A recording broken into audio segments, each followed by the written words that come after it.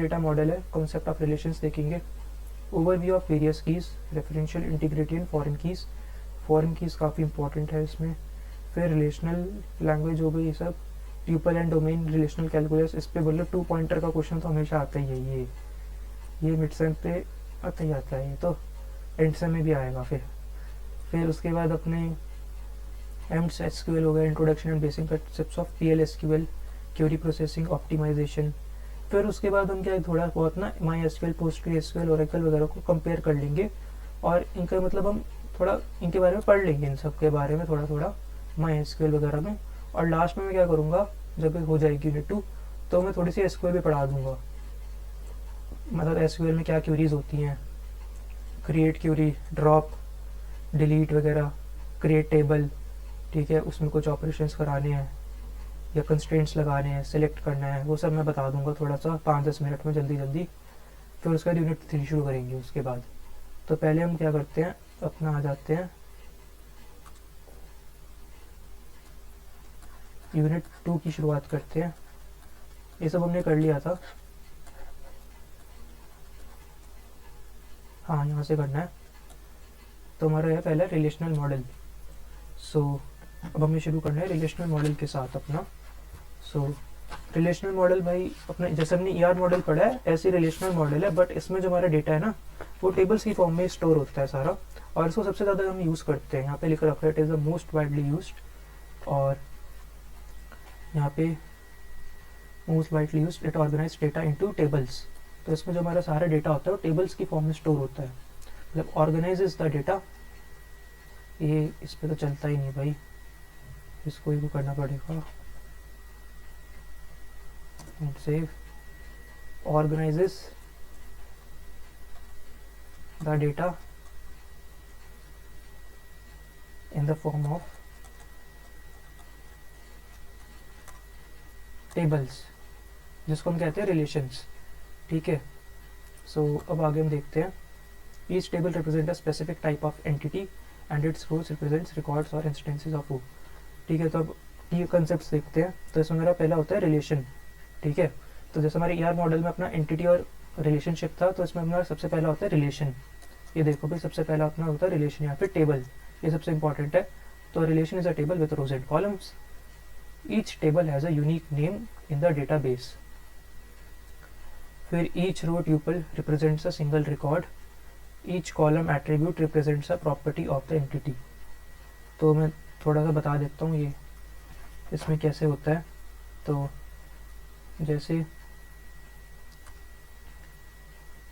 हमारे पास अगर हम ईआर मॉडल में देखें, तो ईआर मॉडल में क्या होता था, जैसे हमारे पास कस्टमर एक एंटिटी है और उसकी एक कस्टमर आईडी है और उसके पास नेम है और एक एड्रेस या फिर कॉन्टैक्ट नंबर कर लेते हैं, ये सब है। और वो क्या करता है, एक ऑर्डर करता है प्लेस। तो जब वो ऑर्डर प्लेस करता है, ऑर्डर एक मेरी अलग एंटिटी है इसमें, जिसमें इसमें ऑर्डर आईडी हो गई और क्या हो गया एड्रेस, मतलब इसमें और क्या आ सकता है, टाइम आ सकता है, कितनी मतलब 30 मिनट्स डिलीवरी गारंटी है, क्या है क्या नहीं है, 30 मिनट्स डिलीवरी गारंटी है कि नहीं है। तो अब अगर तुम देखो तो हमने ईआर मॉडल में मतलब ऐसे किया, हमने ईआर डायग्राम बना दिया, मुझे इसको रिलेशन में करना है। तो मैं इसमें क्या करूँगा, अपना क्या बनाऊँगा, टेबल्स बनाऊँगा, यानी कि मैं कस्टमर जो है मेरा कस्टमर हो जाएगा, रिलेशन का नाम मेरा, टेबल का नाम कस्टमर हो जाएगा। और उसके अंदर मैं क्या करूँगा, अपने सारा डेटा को डालूंगा उस टेबल के अंदर, मतलब कस्टमर नाम की मेरी टेबल हो गई। फिर उसमें जो मेरे एट्रीब्यूट्स हैं उनकी हेल्प से मैं क्या बनाऊंगा, रोज कॉलम्स बनाऊंगा और फिर उसमें डेटा डालूंगा।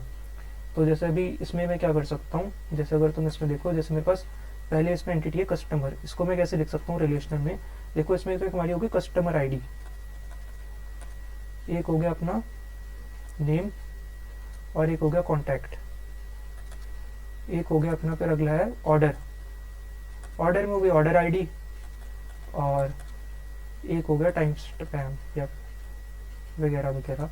तो यहाँ पे अपना जैसे हमें करना है, तो यहाँ पे जैसे यहाँ पे एक रिलेशन है इन दोनों के बीच में, ईआर मॉडल में जो था ईआर डायग्राम में, वो रिलेशन है प्लेसेस, कस्टमर प्लेसेस ऑर्डर। तो ये जो प्लेसेस है ना,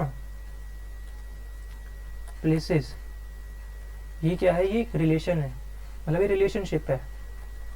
तो अब जो हमने ये टेबल्स बनाए हैं, इनके थ्रू हम टेबल्स बनाएंगे, मतलब कस्टमर ऑर्डर का नाम का हम टेबल बनाएंगे। अब अगर इनके बीच में हमको रिलेशनशिप करनी है, देखो इसमें तो ER डायग्राम में ऐसे बना के कर देते, डायमंड शेप के अंदर डाल देते थे उसको, पर ये चीज़ उसमें नहीं कर सकते हम।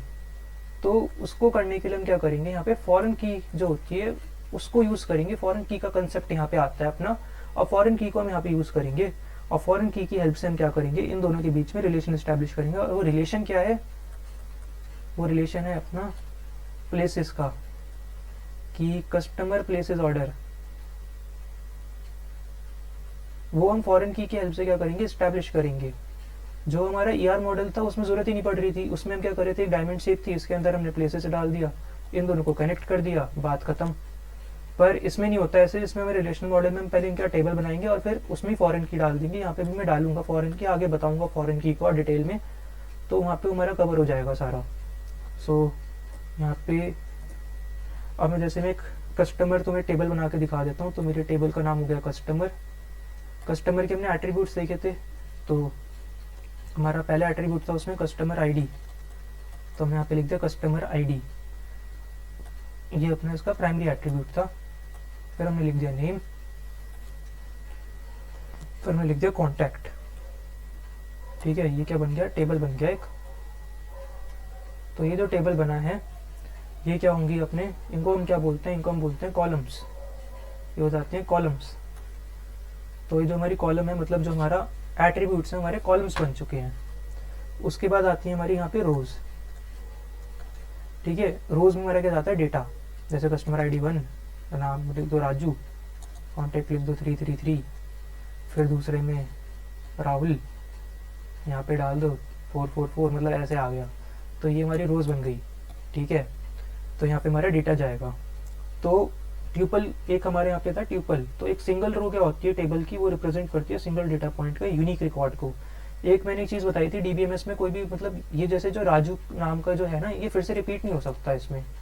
ये ऐसे नहीं होगा कि फिर से यहाँ पे ऐसे आ जाए, ऐसा होगा ही नहीं, ऐसा कभी आएगा ही नहीं यहाँ पे, क्योंकि ये DBMS से मैंने बताया था, इसमें कभी डेटा रिडेंडेंसी नहीं होती। अगर फाइल सिस्टम होता तो हो सकता है इसमें ऐसा, पर ये ऐसा होगा ही नहीं इसमें।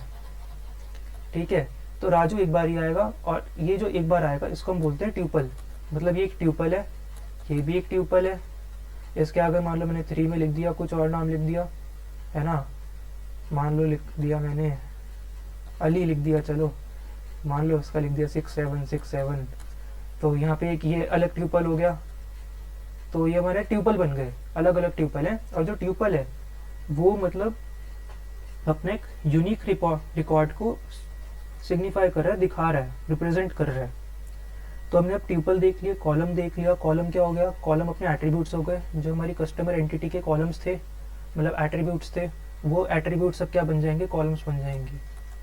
एट्रीब्यूट जो थे अपने वो बन जाएंगे कॉलम्स। और जो हमारी एंटिटी थी वो बन जाएगी हमारे टेबल का नाम। ठीक है, इसके बाद अब हम देखते हैं अपना डिग्री ऑफ टेबल। तो डिग्री ऑफ टेबल क्या होती है, नंबर ऑफ एट्रीब्यूट्स और columns in a given table. तो जैसे इसकी डिग्री कितनी हो जाएगी, 3 हो जाएगी, क्योंकि इसमें 3 एट्रीब्यूट्स है, 3 कॉलम्स है, इतना है। कार्डिनैलिटी हो जाती है नंबर ऑफ ट्यूपल्स, इसकी कार्डिनैलिटी कितनी हो जाएगी, बस 3 हो जाएगी। तो मैंने एक बोल दी डिग्री, डिग्री बताता है नंबर ऑफ कॉलम्स, और एक होता है अपना कार्डिनैलिटी, ये दूसरी कार्डिनैलिटी, और ये बता देता है नंबर ऑफ रोज। खत्म बात। ठीक है, नंबर ऑफ रोज या फिर नंबर ऑफ ट्यूपल्स, इतना हो गया। इसके आगे हम देखते हैं, इनके थोड़ी आगे अपनी PDF पे इसमें आ जाते हैं, नोट्स पे। ट्यूपल देख लिया हमने, एट्रीब्यूट देख लिया, डिग्री देख ली, कार्डिनैलिटी देख ली। फिर इसकी थोड़ी प्रॉपर्टीज देखते हैं यार। तो प्रॉपर्टीज में क्या है अपना, the number of each relation must be unique, the name of each relation must be unique. तो इनका नेम जो होना चाहिए ईच रिलेशन, मैंने बताया था कि वो रिपीट नहीं कर सकता। Values in a table must be atomic, not multi valued और नेस्टेड। जो मल्टी वैल्यूड नेस्टेड होता है ना, उसका एक अलग केस होता है, वो अलग से बनता है, उसका एक अलग से टेबल बनता है। तो उसमें जो वैल्यूज होती हैं एटॉमिक होती है, मल्टी वैल्यूड नहीं होती हैं। Each attribute name must be unique, no duplicate tuples in a table, बताया था मैंने। क्या नाम लिया था मैंने लड़के का, उसका राजू लिया था। राजू 2 नहीं आ सकते ना, दो दो राजू नहीं आ सकते। The order of rows and is irrelevant. Table must follow integrity constraints to ensure data consistency. अगला अब हम देखते हैं रिलेशनल कीज। ये भी काफ़ी इंपॉर्टेंट है। चल क्यों नहीं रहा, चल गया। तो रिलेशनल कीज देखते हैं। तो keys are use to uniquely identify tuples in relation. पहली होती है अपनी super key, any combination of attributes that can uniquely identify a tuple. उसको हम क्या कह देते हैं, उसको हम सुपर की कह देते हैं। जैसे कि अगर तुम देखो सुपर की में क्या हो गया अपने, जैसे हमें यूनिकली आइडेंटिफाई करना है, तो अगर हमें इसको यूनिकली आइडेंटिफाई करना है एक ट्यूपल को, तो तुम इसमें एक अपने क्या बनाओगे, मतलब पी एंड सी बनाओगे, मतलब एक सेट्स बनाओगे अपने। जैसे अगर हम नेम और कॉन्टैक्ट ले लें बस, तो मैं इसको वो कर सकता हूँ आइडेंटिफाई। मान लो इसमें एक मैं ईमेल नाम का और एक डाल देता, तो नेम और ईमेल से भी मैं इसको आइडेंटिफाई कर सकता हूँ एक ट्यूपल को, या फिर किसी भी मतलब एक मैं रो को यूनिकली आइडेंटिफाई कर सकता हूँ इन दोनों की हेल्प से। फिर उसके बाद मैं अकेला कस्टमर आईडी से एक पूरी रो को या उसके पूरी को आइडेंटिफाई कर सकता हूँ, उसको डिस्क्राइब कर सकता हूँ। तो ये हमारी सुपर की हो जाती है। फिर कैंडिडेट की है अगली अपनी। कैंडिडेट की में क्या होती है, मिनिमल सुपर की। इसमें कोई रिडक्टेंट एट्रीब्यूट्स नहीं होते हैं। तो जैसे अगर तुम देखो जो मतलब जैसे रिपीट हो रहे हैं, इसमें हम क्या करते हैं, कहाँ गया, जैसे हमने नेम का ले लिया, तो यहाँ पे जो नेम जो हो रहा है रिपीट हो रहा है, तो हमने नेम को क्या कर दिया, एक्सक्लूड कर दिया।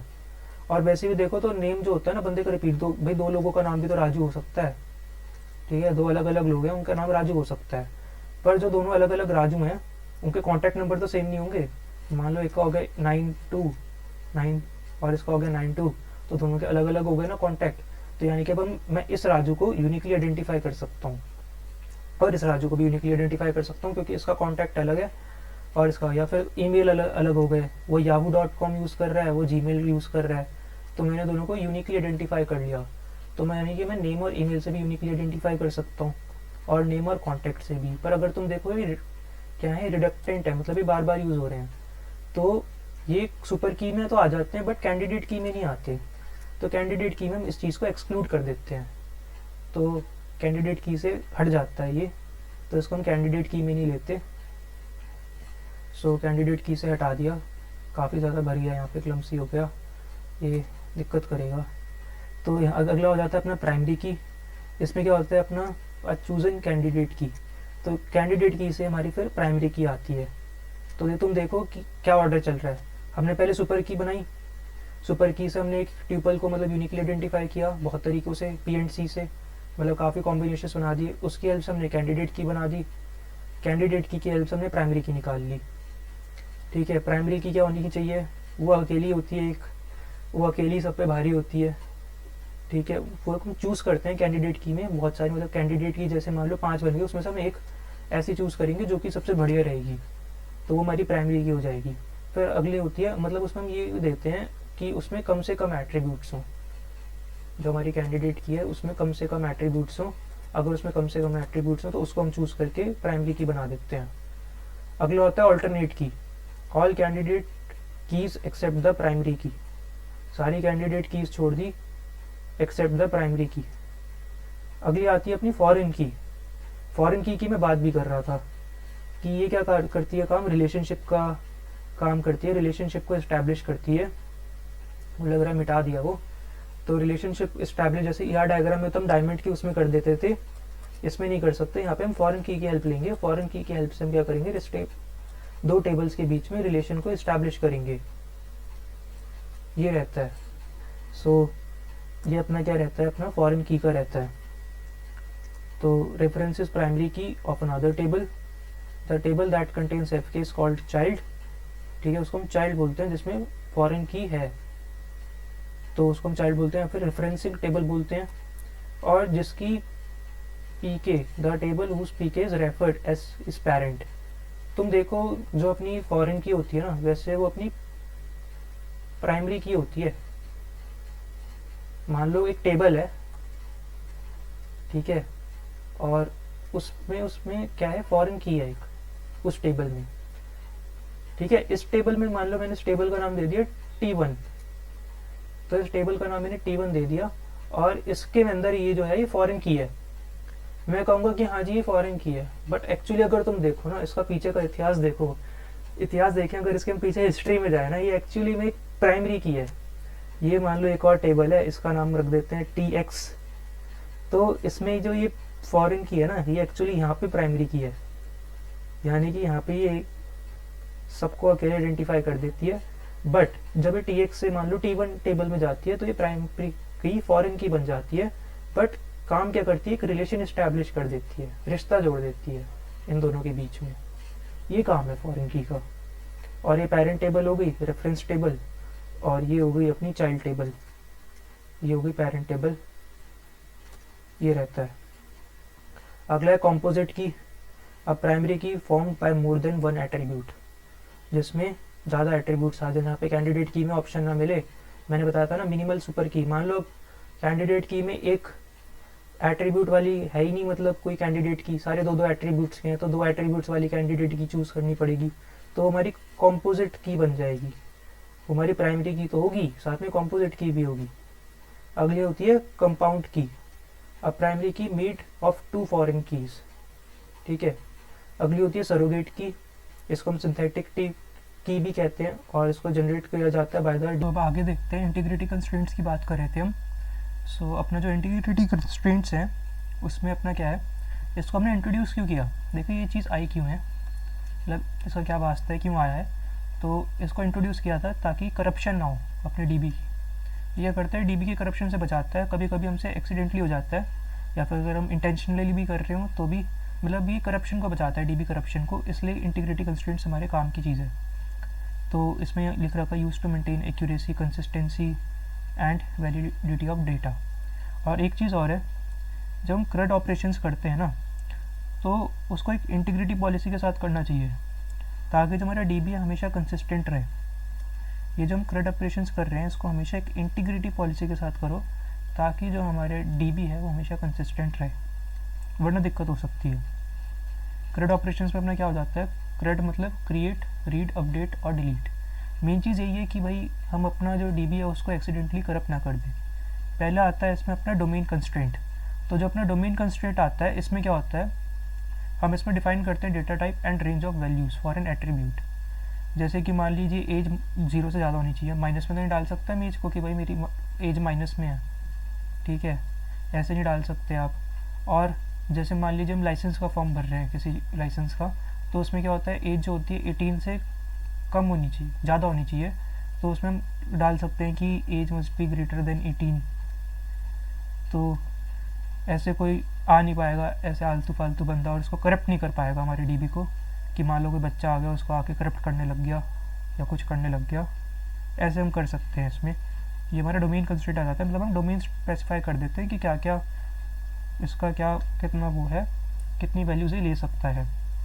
अगला आ जाता है अपना एंटिटी इंटीग्रिटी कंस्ट्रेंट। इसमें अपना सीधा सीधा यही है कि हर एक रिलेशन, हर एक टेबल के पास प्राइमरी की होनी चाहिए। जिसके पास प्राइमरी की नहीं है उसका बेकार है भाई वो। हर एक टेबल के पास, हर एक रिलेशन के पास प्राइमरी की होनी चाहिए, और कोई भी एट्रीब्यूट जो है मतलब प्राइमरी की बस होनी चाहिए, इतनी बात है इसमें। तो जो हमारा PK है वो हमेशा होना चाहिए, और जो PK के अंदर हम वैल्यूज़ डालते हैं वो कभी नल नहीं होनी चाहिए। एक तो रिलेशन के अंदर अपना, पहली बात तो इसमें ये हो गई कि एक तो अपना रिलेशन के अंदर प्राइमरी की होनी चाहिए, फिर दूसरा ये जो प्राइमरी की के अंदर हम वैल्यूज़ डालेंगे उनकी वैल्यू नल नहीं होनी चाहिए। तो मेन 2 चीज़ें हैं इसमें बस, ठीक है, इसमें पूरा नहीं लिख रखा। तो अपना यही है कि प्राइमरी की होनी चाहिए टेबल के अंदर, और दूसरा ये है कि जो अपनी प्राइमरी की वैल्यू है वो हमारी कभी भी नल नहीं हो सकती है अंदर जो वैल्यूज़ डालेंगे। अगला आता है अपना रेफरेंशियल इंटीग्रिटी कंस्ट्रेंट। ये काफ़ी इंपॉर्टेंट है, इसको स्किप करते हैं, हम सीधा मेन चीज़ देखते हैं इसमें।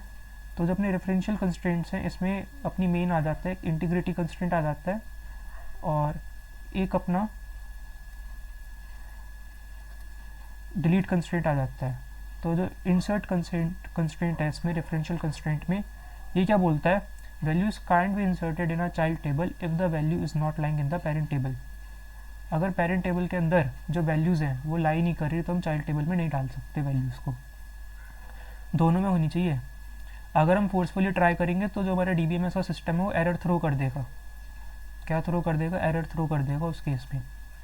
वो हो जाता है हमारा इंसर्ट कंस्ट्रेंट, कि हम इंसर्ट कर ही नहीं सकते अपने चाइल्ड टेबल के अंदर अगर पेरेंट टेबल के अंदर वैल्यू ही नहीं है।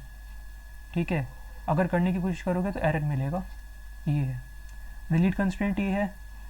अब हम पेरेंट टेबल से वैल्यू डिलीट नहीं कर सकते, उसमें क्या था, हम चाइल्ड टेबल में वैल्यू इंसर्ट नहीं कर सकते, यहाँ पे पेरेंट टेबल से वैल्यू डिलीट नहीं कर सकते if the values are lying in the child table. ठीक है, इसका अपना ये है, ये अपने कंस्ट्रेंट्स हैं। पर इसका ना एक सॉल्यूशन भी है डिलीट कंस्ट्रेंट का ना, दो सॉल्यूशन, ये सॉल्यूशंस हैं। तो इसमें क्या करते हैं, एक हमारा फीचर होता है ये ऑन डिलीट कैस्केड, ये हमारा फीचर होता है। इसकी हेल्प से हम क्या करेंगे, जो अपना मतलब हमारे क्वेश्चन यहाँ पे ये अराइज होता है कि can we delete value from parent table if the value is lying in the child table without violating delete constraint, कि हम क्या वैल्यू को पेरेंट टेबल से डिलीट कर सकते हैं अगर वैल्यू मतलब चाइल्ड टेबल में है।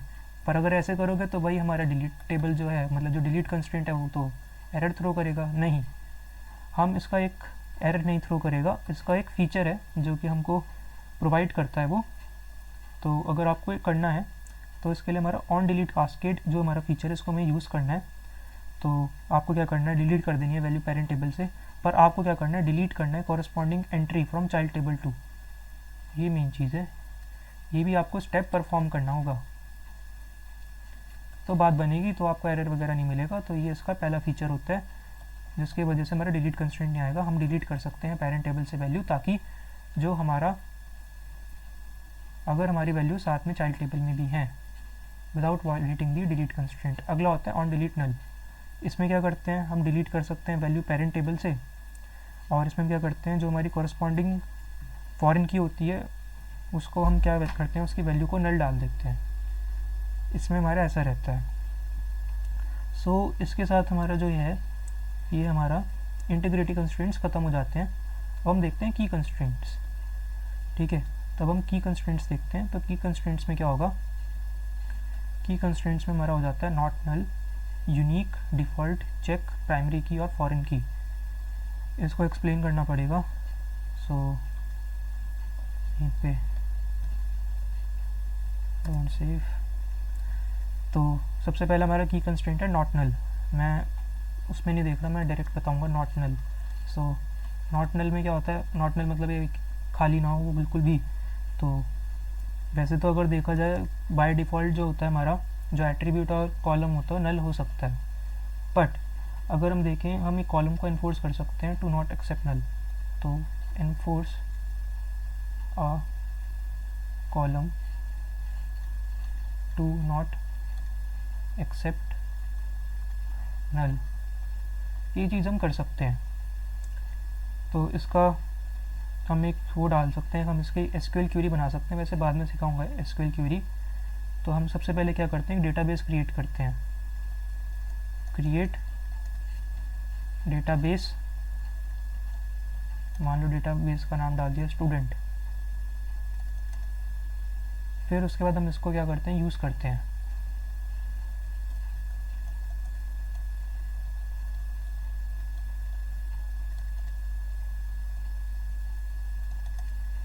यूज़ करने में हम क्या करते हैं, इसको यूज़ करते हैं और फिर हम क्रिएट करते हैं टेबल। ये अब हमारी टेबल क्रिएट होगी। टेबल में डाल दो, स्टूडेंट का डाल दिया, मान लो हमने क्रिएट टेबल में डाल दिया उसकी चलो S1 डाल दिया। तो इसमें हम डालेंगे कि जो अपने स्टूडेंट की आईडी है वो अपनी देखो इंटीजर वैल्यू होगी और वो नॉट नल होगी, वो नल नहीं हो सकती। भाई ऐसा कोई स्टूडेंट नहीं होगा ना स्कूल में या फिर यूनिवर्सिटी में जिसके पास रोल नंबर ना हो। ठीक है, ऐसे तुम नेम का डाल सकते हो कि इसका नेम क्या है, या फिर इसके मार्क्स जो है नॉट नल नहीं हो सकते, या फिर जो इसकी एज है वो नॉट नल नहीं हो सकती, ऐसे तुम डाल सकते हो। फिर उसका दूसरा अपना कंस्ट्रेंट आ जाता है की कंस्ट्रेंट में यूनिक। ये दूसरा है यूनिक। क्या कहता है कि जो अपनी वैल्यूज़ हैं कॉलम के अंदर वो सारी डिफरेंट होनी चाहिए। हमने क्या करा था, मतलब यूनिक से मतलब जो कॉलम्स होंगे, जैसे हमारा कोई वैल्यू जो हम डालेंगे सारी उसके अंदर, जैसे हमने रोल नंबर डाल रहे हैं सारे ऐसे कॉलम्स में, मतलब एक हमने यहाँ पे हमारा आईडी है और ये हमारा यहाँ पे नेम है। तो देखो नेम तो यूनिक होना ज़रूरी नहीं, किसी का सेम भी हो सकता है, पर आईडी होनी चाहिए अलॉन्ग द कॉलम, ये सबकी यूनिक होनी चाहिए। तो ensure all the values in a column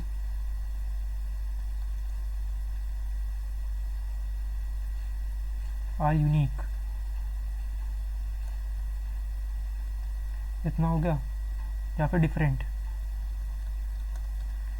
तो ये इसमें हमारा ऐसा हो जाता है, और इसमें हम क्या करते हैं आगे यूनिक नाम डाल देते हैं कि वो यूनिक होना चाहिए। तो तुम डाल सकते हो इसमें जैसे यूनिक आईडी,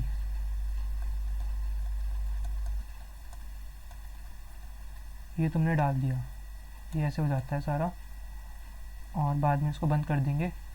फिर हमने यूनिक कर लिया। अब यूनिक के बाद आता है अपना डिफ़ॉल्ट कंस्ट्रेंट। डिफ़ॉल्ट क्या करता है, एक वैल्यू को सेट कर देता है। जैसे हम सैलरी को सेट कर सकते हैं कि हमने डाल दिया कि एक हमारा सैलरी कॉलम है, जैसे मान लो स्टूडेंट की सैलरी आने लग गई, तो सैलरी में हमने डाल दिया सैलरी इंट डिफ़ॉल्ट मान लो 100 रुपये, ठीक है ऐसे। या फिर सैलरी की जगह तो मार्क्स डाल दो कि सब बच्चों के जो मार्क्स हैं भाई, वो सब बच्चों के मार्क्स जो है 10 नंबर तो पक्के हैं, डिफ़ॉल्ट है, 0 किसी को नहीं मिलेंगे, उसको उसमें मिल जाएंगे प्रैक्टिकल वगैरह में 10 नंबर। तो तुमने डाल दिया मार्क्स इंट डिफ़ॉल्ट, वो क्या हो जाता है अपना 10 हो जाता है। ये हो गया। इसके बाद मतलब हमारा तीसरा डिफ़ॉल्ट हो गया, तो ये हमारे क्या करता है डिफ़ॉल्ट वैल्यू को सेट कर देता है। चौथा आता है अपना चेक कंस्ट्रेंट, ये करता है चेक को, क्या करता है चेक, डोमेन वगैरह को चेक कर सकता है। तो चौथा करते हैं, चौथा है अपना चेक कंस्ट्रेंट। तो ये क्या करेगा, चेक करेगा लिमिट वैल्यू रेंज।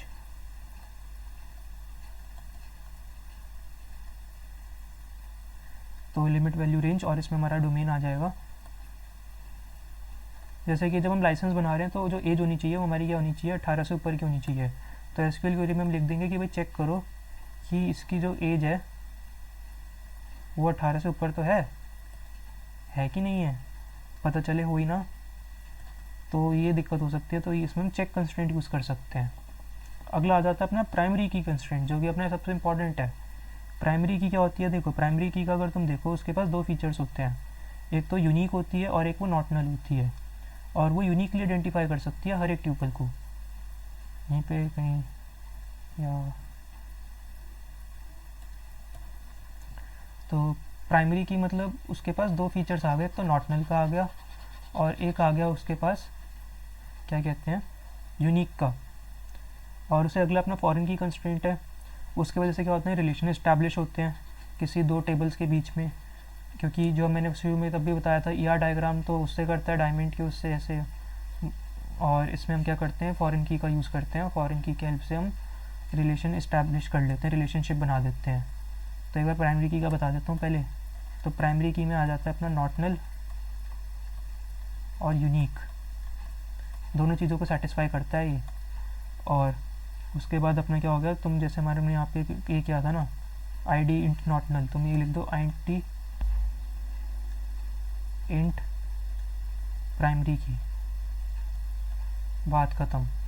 तो इसमें अपना क्या हो जाएगा, इसमें अगर हम तुम ये चीज़ यूज़ करोगे तो इसके वजह से क्या होगा, तुम्हारी जो आईडी होगी वो यूनिक भी हो जाएगी और नॉट नल भी हो जाएगी इस चीज़ से, ठीक है।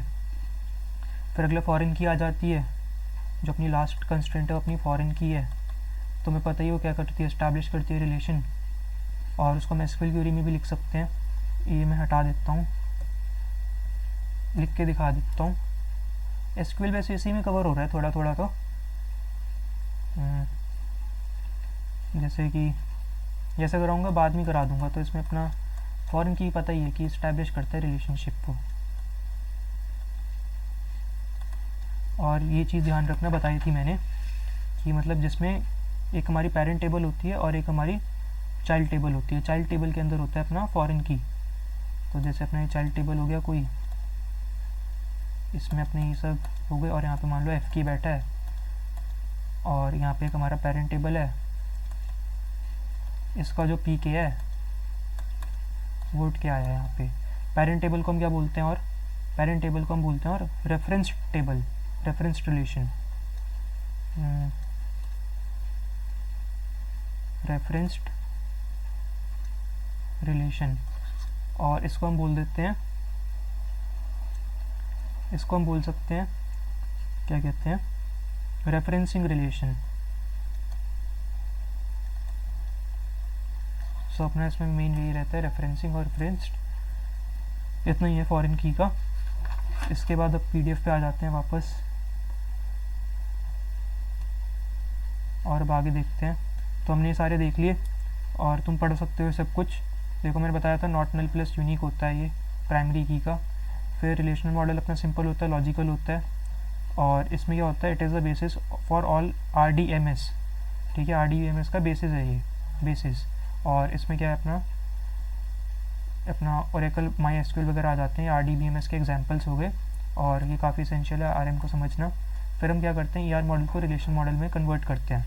तो रिलेशन मॉडल में अगर कन्वर्ट करना है तो उसके लिए क्या करना होगा, देखो ER डायग्राम में जो तुम्हारी स्ट्रॉन्ग एंटिटीज़ होंगी उनके तुम्हें अलग से टेबल बनाने पड़ेंगे। जैसे तुम्हारे पास एक स्ट्रॉन्ग एंटिटी हो गई, उसका नाम हो गया कस्टमर, तो तुम्हें कस्टमर नाम की एक अलग से टेबल बनानी पड़ेगी, मैंने बताया भी था। और जो प्राइमरी की है उस एंटिटी की, वो प्राइमरी की बन जाएगी टेबल की, ऐसा होगा इसमें। और अगला आ जाता है अपना वीक एंटिटीज़ के लिए। वीक एंटिटीज़ में भी अपना सेम ही है, पर ये रिलाई करती है स्ट्रॉन्ग एंटिटीज़ पे। They are also converted into tables, include all attributes of the weak entity at the primary key of the related strong entity as a foreign key. उसमें क्या करेंगे हम, फॉरेन की तरह जो हमारी प्राइमरी की है उसकी रिलेटेड स्ट्रॉन्ग एंटिटी की। जैसे एक लोन, और मैंने उसका बताया था लोन पेमेंट का, तो जो अपना लोन है तो उसमें लोन आईडी क्या होगी मेरी, लोन आईडी होगी मेरी प्राइमरी की। तो लोन आईडी जो होगी वो प्राइमरी की से फॉरेन की बन जाएगी, और जो मेरा लोन पेमेंट या EMI पेमेंट का जो है उसमें जाके एक फॉरेन की तरह काम करेगी। और इसमें क्या हो जाती है, इसमें फिर इसमें कॉम्पोजिट प्राइमरी की आ जाती है, क्योंकि उसमें आ जाता है अपनी स्ट्रॉन्ग एंटिटी प्लस पी के और प्लस वीक एंटिटी पार्शियल की। ठीक है, अगले अपने सिंपल एट्रीब्यूट्स क्या होते हैं। सिंपल एट्रीब्यूट्स का क्या होता है, सिंपल एट्रीब्यूट्स का कुछ नहीं होता, वो कॉलम्स बन जाते हैं। फिर उसके बाद जो कॉम्पोजिट एट्रीब्यूट्स होते हैं उनमें काफ़ी चक्कर पड़ता है। कॉम्पोजिट का बता देता हूँ।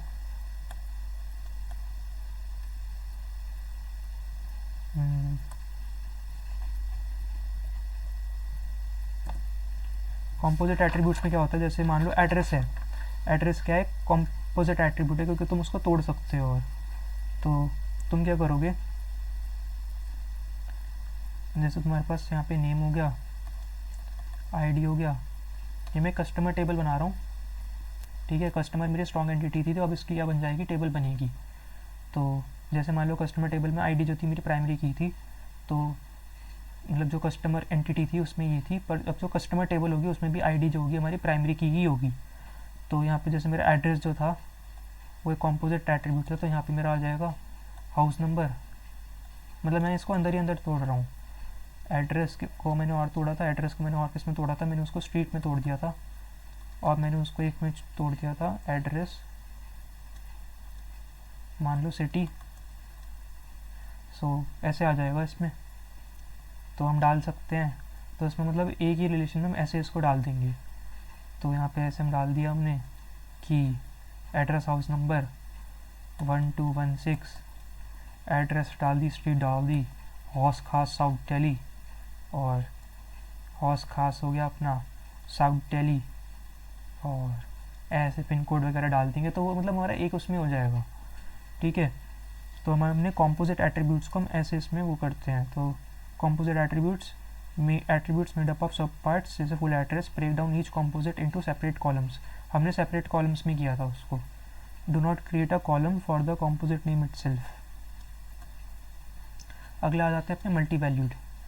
तो मल्टी वैल्यूड के लिए क्या करना पड़ेगा, एक नई टेबल बनानी पड़ेगी और उस नई टेबल में फॉरेन की भी हमको ऐड करनी पड़ेगी। ठीक है, तो जैसे हमारा मल्टी वैल्यूड में क्या हो गया, मल्टी वैल्यूड में हमारा फ़ोन नंबर हो सकता है ना, क्योंकि हम 2-3 फ़ोन नंबर लेके घूम सकते हैं।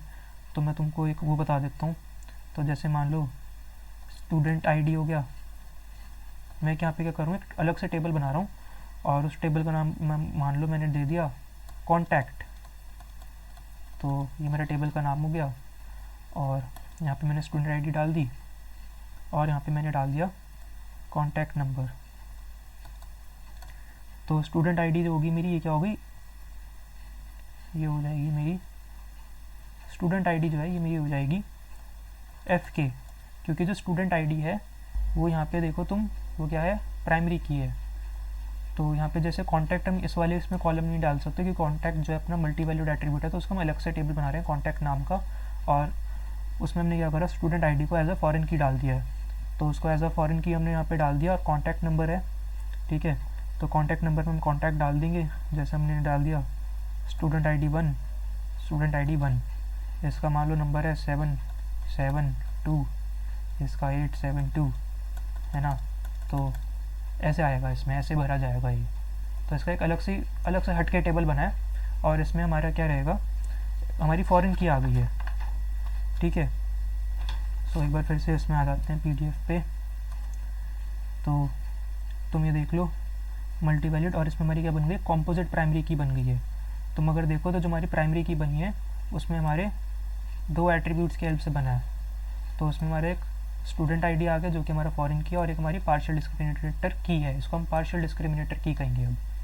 ठीक है, तो ये हमारा ऐसे बन गया, यहाँ पे लिखा हुआ भी होगा, कहाँ गया, नहीं लिखा, नहीं लिखा। डिराइव्ड, देखो डिराइव्ड का क्या है, values that can be computed from other not stored directly in tables. तो इसको हम डालते ही नहीं है, ER में तो हम डाल रहे थे, एक एज नाम का जैसे हम वो बना रहे थे ना, इसमें हमने ऐसे बनाया था, इसमें ज़रूरत ही नहीं है, हम इसमें डालेंगे ही नहीं।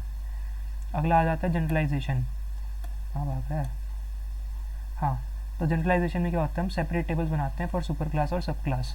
जैसे मान लीजिए हमने बनाया व्हीकल का, और व्हीकल के अंदर मान लो आ गया अपना कार, मतलब हमने कार से अपने ऊपर बनाया था, ये मैं अभी स्पेशलाइजेशन कर रहा हूँ। कार आ गया, बस आ गया और ट्रक आ गया। सो इसमें क्या करूँगा मैं, सुपर क्लास और सब क्लास के लिए, सबके लिए अलग से टेबल बनेगा। ठीक है, इन सबका अलग से टेबल बनेगा। ईच सब class has its own table with specific attributes and the super class की एज अ फॉरेन की। देखो व्हीकल में जैसे हमारा इंजन आ गया और बॉडी कलर आ गया, ये क्या है, कॉमन एट्रीब्यूट्स हैं इन सब में, तो वो सब भी इसमें आएंगे। अगर जैसे मैं कार का टेबल बनाऊँगा तो उसमें मेरे ये दोनों भी आएंगे, इंजन और अपना बॉडी कलर, तो वो एज अ फॉरेन की आएंगी। ठीक है, एग्जाम्पल में जैसे अकाउंट वाला ले लेते हैं, चलो। तो अकाउंट है, अकाउंट में अकाउंट आईडी बैलेंस, सेविंग्स में हम क्या डालेंगे, अकाउंट आईडी भी डालेंगे, फिर उसके बाद हम क्या डाल देंगे, इंटरेस्ट रेट, और फिर ऐसे हमारी टेबल्स बन जाएंगी। इसमें बैलेंस भी डालना चाहिए था इनको। फिर अगला क्या है कि हमने क्या करा, हमने देखो अप्रोच 1 में तो हमने ये करा है कि सबके लिए टेबल्स बनाई है। ठीक है, काफ़ी मेहनत करी, सबके लिए टेबल्स बनाई, जैसे इन चारों के लिए हमने टेबल्स बनाई। पर अब क्या करेंगे, no table for super class. अब हम सुपर क्लास के लिए टेबल्स नहीं बनाएंगे, वो सब क्लास के लिए बनाएंगे, यानी कि मैं व्हीकल क्लास के लिए टेबल ही नहीं बनाऊंगा। मैं बनाऊंगा तो कार के लिए, अरे यार, व्हीकल के लिए मैं क्या करूँगा, मैं क्लास ही नहीं, मतलब मैं रिलेशन टेबल ही नहीं बनाऊँगा, नो टेबल। मैं बनाऊँगा कार के लिए, ट्रक के लिए और एक बस के लिए। पर जो हमारी अप्रोच 1 थी उसमें हम सबके लिए बना रहे थे। ठीक है, और इसकी कंडीशन है only if disjoint and total.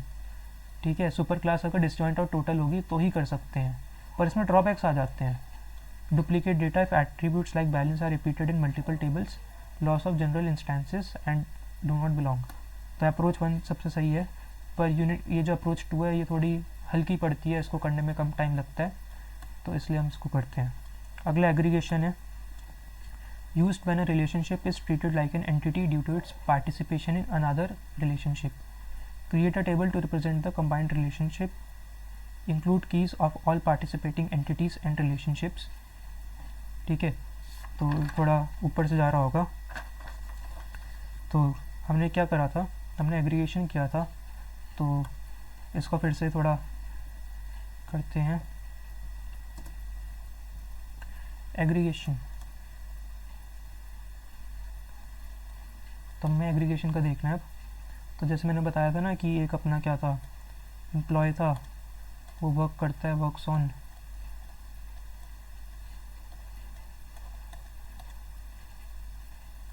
Branch या फिर जॉब। ये साथ में एक टर्नरी रिलेशनशिप भी हो गया, बट हमने क्या करा यहाँ पे एग्रीगेशन करा, रिलेशनशिप अमंग रिलेशनशिप्स, ठीक है। और इसमें हमने डाल दिया मैनेजेस और अंदर डाल दिया मैनेजर,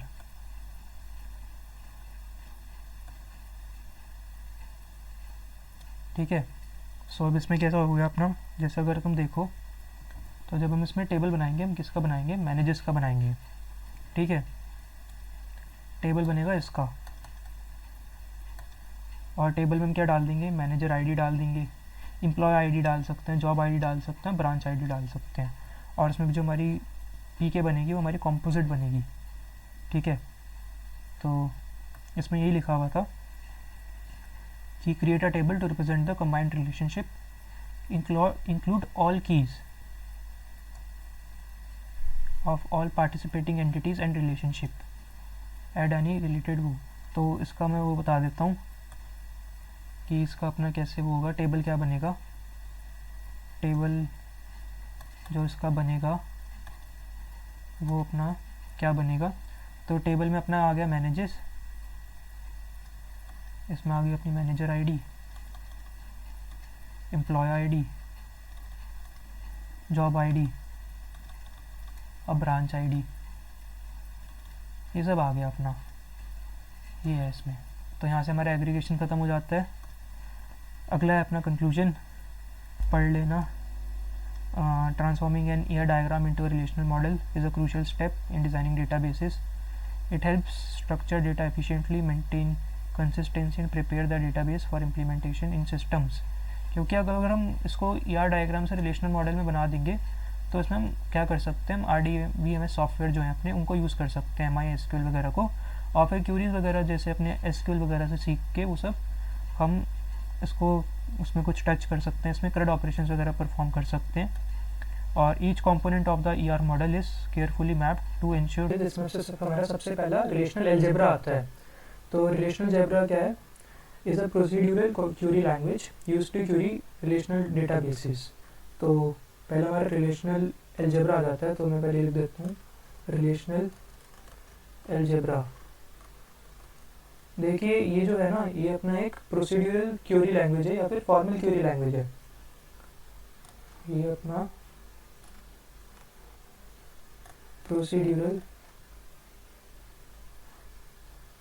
क्यूरी लैंग्वेज है, आप इसको फॉर्मल क्यूरी लैंग्वेज भी कह सकते हो। इसका मतलब क्या है प्रोसीड्यूरल या फॉर्मल क्वेरी लैंग्वेज से? प्रोसीड्यूरल से मतलब है कि जब आप क्वेरी लिखोगे आपको दो चीज़ें मेंशन करनी है। एक चीज़ आपको मेंशन करनी है व्हाट टू डू, और एक आपको मेंशन करना है हाउ टू डू। ये जो चीज़ है बिल्कुल ये सी प्रोग्रामिंग की तरह है। सी प्रोग्रामिंग में हम यही चीज़ करते हैं, वो भी एक प्रोसीड्यूरल लैंग्वेज है, उसमें भी हम यही करते हैं what to do how to do. मान लीजिए अगर उसमें कुछ काम करना है तो आप ये कहोगे कि मुझे काम करना है, और उसको करोगे कैसे। मान लीजिए मैंने एक फंक्शन डिफाइन कर दिया, फंक्शन डिक्लेयर कर दिया, और उस फंक्शन को बाद में कॉल करके मैं अपना काम कर लेता हूँ। तो उसमें मुझे दो चीज़ें करनी पड़ती हैं, व्हाट टू डू और हाउ टू डू मुझे मेंशन करना पड़ता है क्यूरी लैंग्वेज में। ये बिल्कुल सी प्रोग्रामिंग की तरह है, मतलब कह सकते हो वो प्रोसीड्यूरल लैंग्वेज है, और ये भी हमारी प्रोसीड्यूरल क्यूरी लैंग्वेज है। इसमें हम क्या करेंगे, जो हमारा रिलेशनल डेटाबेस है उससे हम डेटा उठाएंगे, ठीक है, अपनी क्यूरीज के थ्रू। और ये जो अपना ये कॉन्सेप्ट है रिलेशनल अलजेब्रा का, ये सारा थ्योरेटिकल है, ये सारा थ्योरेटिकल कॉन्सेप्ट है। और ये थ्योरेटिकल मॉडल बनाया था जो हमारे फादर ऑफ DBMS थे, उन्होंने बनाया था। और इसी कॉन्सेप्ट के थ्रू, इसी मॉडल के थ्रू हमारी SQL लैंग्वेज आई थी, जो कि एक प्रोग्रामिंग लैंग्वेज है। तो SQL जो है उसका जो बेस है ना, वो रिलेशनल अलजेब्रा ही है। उसका जो अपना वो है बेस है रिलेशनल अलजेब्रा ही है। तो इसमें कुछ बेसिक ऑपरेशंस होते हैं, वो बेसिक ऑपरेशंस देखते हैं। तो इसमें अपने कुछ बेसिक ऑपरेशंस हैं, जैसे अपने जो सबसे मेन है वो मैं बता देता हूँ। सबसे पहले एक है अपना सिलेक्शन, एक है प्रोजेक्शन और एक है रीनेम। इनको हम बोलते हैं यूनरी। ये अपने यूनरी रिलेशनल ऑपरेशंस होते हैं, क्योंकि ये एक ही टेबल पर परफॉर्म किए जाते हैं। और जो बाकी हैं वो हमारे बाइनरी रिलेशनल ऑपरेशंस होते हैं, क्योंकि वो 2 टेबल्स पे परफॉर्म किए जाते हैं। तो इसमें हमारा हो गया एक अपना सिलेक्शन, प्रोजेक्शन, और एक यहाँ पे लिखा नहीं है, ये प्रोजेक्शन हो गया, और एक रीनेम है। इसको हम डिनोट करते हैं ऐसे रो के उससे।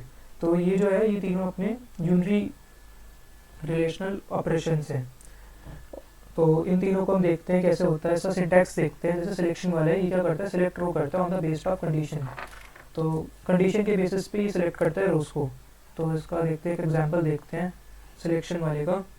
तो सिलेक्शन को हम ऐसे डिनोट करते हैं, और ये बिल्कुल मतलब एसक्यूएल से तुम इसको ना रिलेट कर सकते हो, अगर तुम्हें एसक्यूएल आती है। अभी बताऊंगा बाद में भी एसक्यूएल को। तो इसका सिंटैक्स क्या है, पहले हम सिंटैक्स देखते हैं सिलेक्शन वाले का। तो इसमें हमारा ये अपना साइन हो जाएगा सिग्मा का। फिर इसके बाद आप क्या करोगे, सिलेक्ट करोगे कंडीशन, और वहाँ पे आप लिख दोगे टेबल का नाम है रिलेशन का नाम, ये हो जाएगा। तो ये पूरी इंटायर रो को डिस्प्ले करेगा। इसको आप कैसे कंपेयर कर सकते हो, इसको आप कंपेयर कर सकते हो अपने एसक्यूएल क्वेरी से, जैसे होती है ना select all from relation, relation का मान लो स्टूडेंट रख दिया, और वेयर क्लॉज यूज़ किया है। वेयर हमारी कंडीशन हो गई, मान लो रोल नंबर हमको चाहिए इक्वल टू 21। तो ये ऐसे हो जाता है। तो मान लो मेरे पास अपना डीबी है, उसमें बहुत सारे बच्चों के रोल नंबर है, उसमें मैंने 21 यहाँ पे डाल दूंगा कि ये अपना मुझे roll number is equals to 21 चाहिए, और ये मुझे ला के दे देगा। यहाँ पे स्टूडेंट टेबल हो गई, और इसने मुझे रिटर्न कर देना है रोल नंबर। जैसे मान लो रोल नंबर 21 अपना यहाँ पे अपना उसने रिटर्न कर दिया, उसका फ्रेश नाम है और रोल नंबर उसका 21 है, ये रिटर्न हो जाएगा मेरा। ऐसे होता है।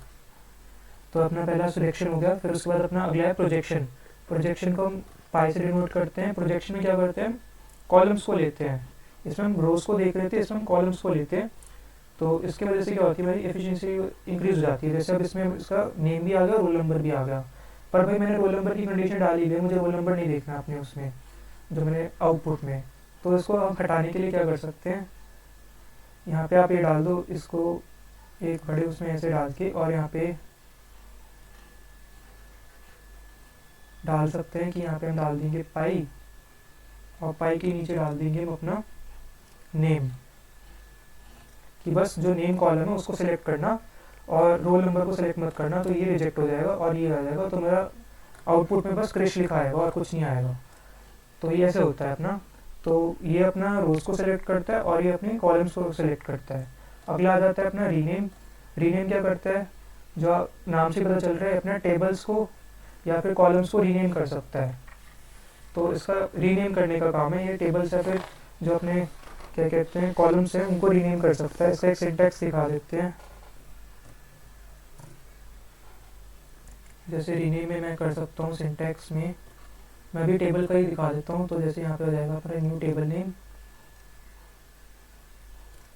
और यहाँ पे होगा पुराने टेबल का नाम। तो जैसे इसमें डाल सकते हैं कि हमारे पुराने टेबल का नाम स्टूडेंट था, और अपना नया वो हो गया, मान लो हो गया, क्या कह दूँ, स्टूडेंट। तो ये अपने नए टेबल का नाम हो गया। तो ये अपना क्या हो जाएगा, ये अपना सिंटैक्स हो गया और ये अपना एग्जाम्पल हो गया। ठीक है, तो ये इसका अपना ऐसा सिंटैक्स रहता है और हमने इसको ऐसे कर दिया, टेबल का नाम चेंज हो गया अपना। तो ये हमारे यूनरी जो थे, यूनरी रिलेशन ऑपरेटर्स यहीं पे ख़त्म हो जाते हैं। अगला है अपना, अगर देखें कार्टेशियन प्रोडक्ट है, ये सारे जो है ना बाकी ये सब अपने उसमें ही आते हैं बाइनरी में। कार्टेशियन प्रोडक्ट है, और ये जो अपना यूनियन, सेट डिफरेंस, और एक अपना इंटरसेक्शन, ये तीनों अपने आ जाते हैं सेट ऑपरेशंस में। यहाँ पे मेंशन ही तो ये तीनों अपने किस में आ जाएंगे, सेट ऑपरेशंस में आ जाएंगे। और जॉइन तो भाई काफ़ी बड़ा टॉपिक है, मतलब काफ़ी सही टॉपिक है, ये एसक्यूएल में भी देखेंगे। तो जॉइन का भी अपना अलग से रहता है और कार्टेशियन प्रोडक्ट अलग है, ठीक है। इनके तुम ये पढ़ लो कि इसको कैसे रहता है, एम्प्लॉयज़ इनटू डिपार्टमेंट्स ऐसे कर दिया इसमें। और यूनियन ये सब सेट ऑपरेशंस तो पता ही है कैसे होते हैं। और फिर जॉइन है वो एसक्यूएल में देखेंगे। अगला आ जाता है अपना tuple and domain relational calculus.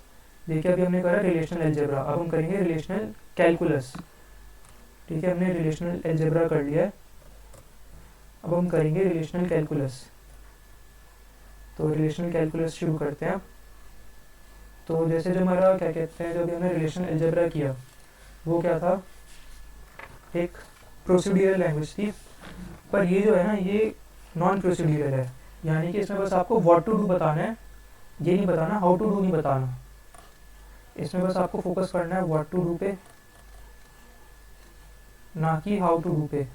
How to do इसमें है ही नहीं, इस पर आपको वो नहीं करना। तो इसलिए हम इसको क्या बोलते हैं, नॉन प्रोसीड्यूरल क्वेरी लैंग्वेज बोलते हैं हम, ठीक है। तो इसमें हमारा जो रिलेशनल कैलकुलस है इसके दो फॉर्म्स में एग्जिस्ट करता है, ये एग्जिस्ट इन टू फॉर्म्स। इसमें अपना पहला आ जाता है ट्यूपल रिलेशनल कैलकुलस,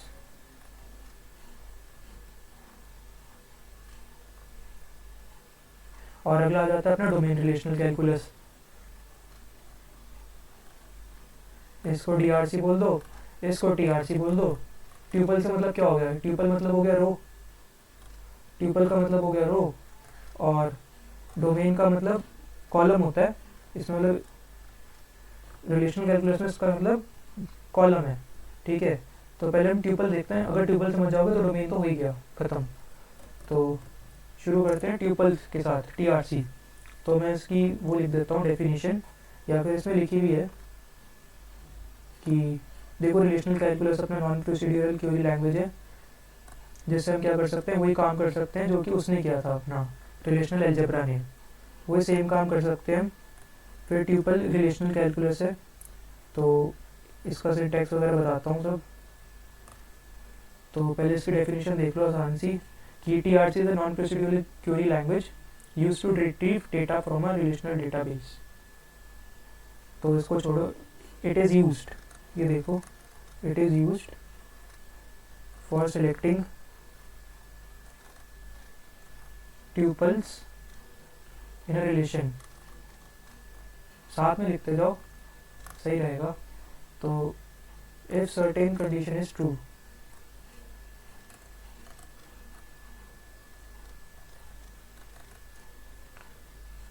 तो these conditions are based on the values present in the tuple. These conditions are based on the values present in the tuple rows of the